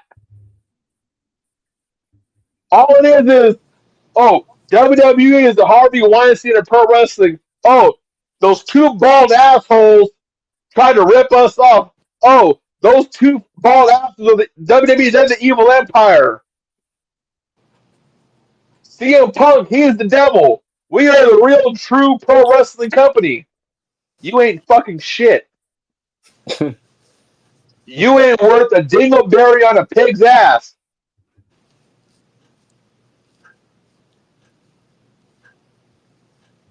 I'm screaming. I'm screaming. Yeah, he went. Talk your shit, boy. Yo. Before we get out of here, though, man. Show. Like, you still got more for them, Razor? I'm good. Again, for me personally, anyone that wants to have an actual conversation about this, my DMs are always open. I will have a respectful conversation with you. If you believe otherwise, I would love to hear your opinions. And I will explain why I believe otherwise. And if you happen to quote Dave Meltzer, I have no shame in roasting the shit out of you. But again, at the end of the day, I will love AEW to succeed. They have a whole lot of internal stuff to fix. That is a very easy thing to fix. They just got to commit to it. That's it. I think I'm good now. I'm good. They passed that point of competing. They just need to stay in their own lane right there. But Monday Night Raw closed out with Rey Mysterio, Damian Priest. Man, how y'all felt about that to close out Raw tonight? It was fine. No, just a regular. I feel like we expect the shenanigans or whatever. It's fine. I mean, we're honestly. I will be shocked if we get Judgment Day versus LWO at War Games in a War Games match eventually. I kind of we're leaning towards that maybe. I'm okay with it, and like I said, that's where where we see Dominic teeter-tottering between the here and there. So I'm here for it. Let me ask y'all questions. One thing I do want to say, I'm saying something else. Is it a triangle situation going on with Dom fucking Liv and Finn? Finn is involved in this? Finn's trying to be a big bro and trying to tell Dom, hey, remember what we built as a family. Leave the dirty hoe alone. Don't piss off mommy. Because again, folks think that Priest is the leader of Judgment Day. Everybody knows Rhea Bloody Ripley is running the family. Much like Roman Reigns is our tribal chief of the bloodline, regardless of whether Solo wants to put the Rock in place or not.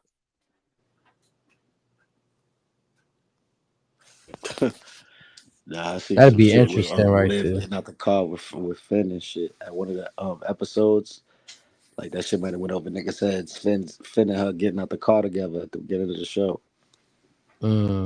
I forgot about yes. You're right because that was on her ID, wasn't it?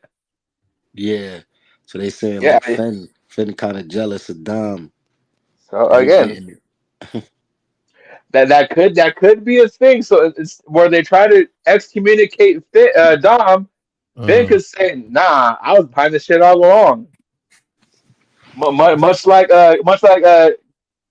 Kendrick in the Like That song. It's the fuck the big three. It's just big me type shit. I'm here Finn for trying to it. take down the whole empire. It's always the pretty ones, ain't it, Snake? I ain't gonna lie. Liv trying to take down everything for real. She trying to like that's crazy. And she doing it right though. She playing mind games with Buddy, so it's a very believable story. So Hmm. now, let me ask you this question seriously. Say the way this is playing out, when we get Rhea versus Liv, could you see that because of the story that's building up potentially? Could you see this main eventing a pay per view, maybe even main eventing SummerSlam possibly? Yeah, I was about to say SummerSlam. I can see this being a legit main event Mm. because we don't see, especially again with all due respect with Liv, we don't see this happen with them very often. Oh shit, Rhea, WrestleMania for sure. They you definitely saying will. Rhea and Liv main events? One of these PLEs. Maybe even SummerSlam, like one of the big ones, like SummerSlam, Survivor Series, whatever. Maybe even what's in between SummerSlam and Survivor Series? It's Money in the Bank. No. You said Survivor Series and SummerSlam. Oh, Yeah, or anything past Money in the Bank, Rhea versus Liv, that could main event one of those PLEs. I can see that the way they're building this up. I mean, I wouldn't even be mad if that main event Money in the Bank. Right. Again, because again, this story is catching a lot of steam, and it's all organic, and everybody all over the world is invested in it very thoroughly. Because Clash is next week, so Uh-huh. we're about to get past this Uh, like right Clash is like next week. NXT is this weekend.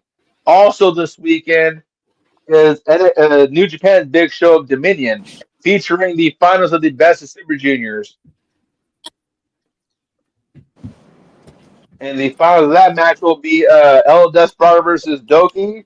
That's going to be a very physical match. Also, headline that show will be for the IWGP World Heavyweight Championship, Evil versus John Moxley in a lumberjack match. For New Japan, they don't really do stipulations very often. They've only just got into those matches, so this is going to be very different for them. Yeah. Nah, HD, you already bro about to tap out, gang. yes sir. About the rapper did. You already Mm-hmm. know. Razor, you know the vibes, gang. It's all love, my brother. We could we could see what's happening with Samal. See if we got time to catch NXT and probably come back to y'all with a little NXT. Switch it up with for y'all. Give y'all that Yeah. that go home show for NXT. You know what I'm saying? Okay. So So, fun let's see fact: what's happening. tomorrow's show, I think, will be guest hosted by Sexy Red once again. For To my Okay. real. understanding. To my Oh understanding, yeah. Yeah, yes. we lit. Thanks, I'm in already. Yeah, nah, they bringing sexy back again. That's fire. Wait, word? That's what I'm reading. I don't know if it's that the paper or the PLE, but I think it's tomorrow. Sexy is going to be the guest host slash guest GM of the show, whatever the fuck for what NXT. She need to get DDT tomorrow at least. She said she would RKO somebody. That's fire, yo. Nah, y'all already know the vibes, man. I'm gonna catch up with y'all tomorrow, man. Yes, sir. My brothers. Peace, My man. brother. All right, y'all. Man.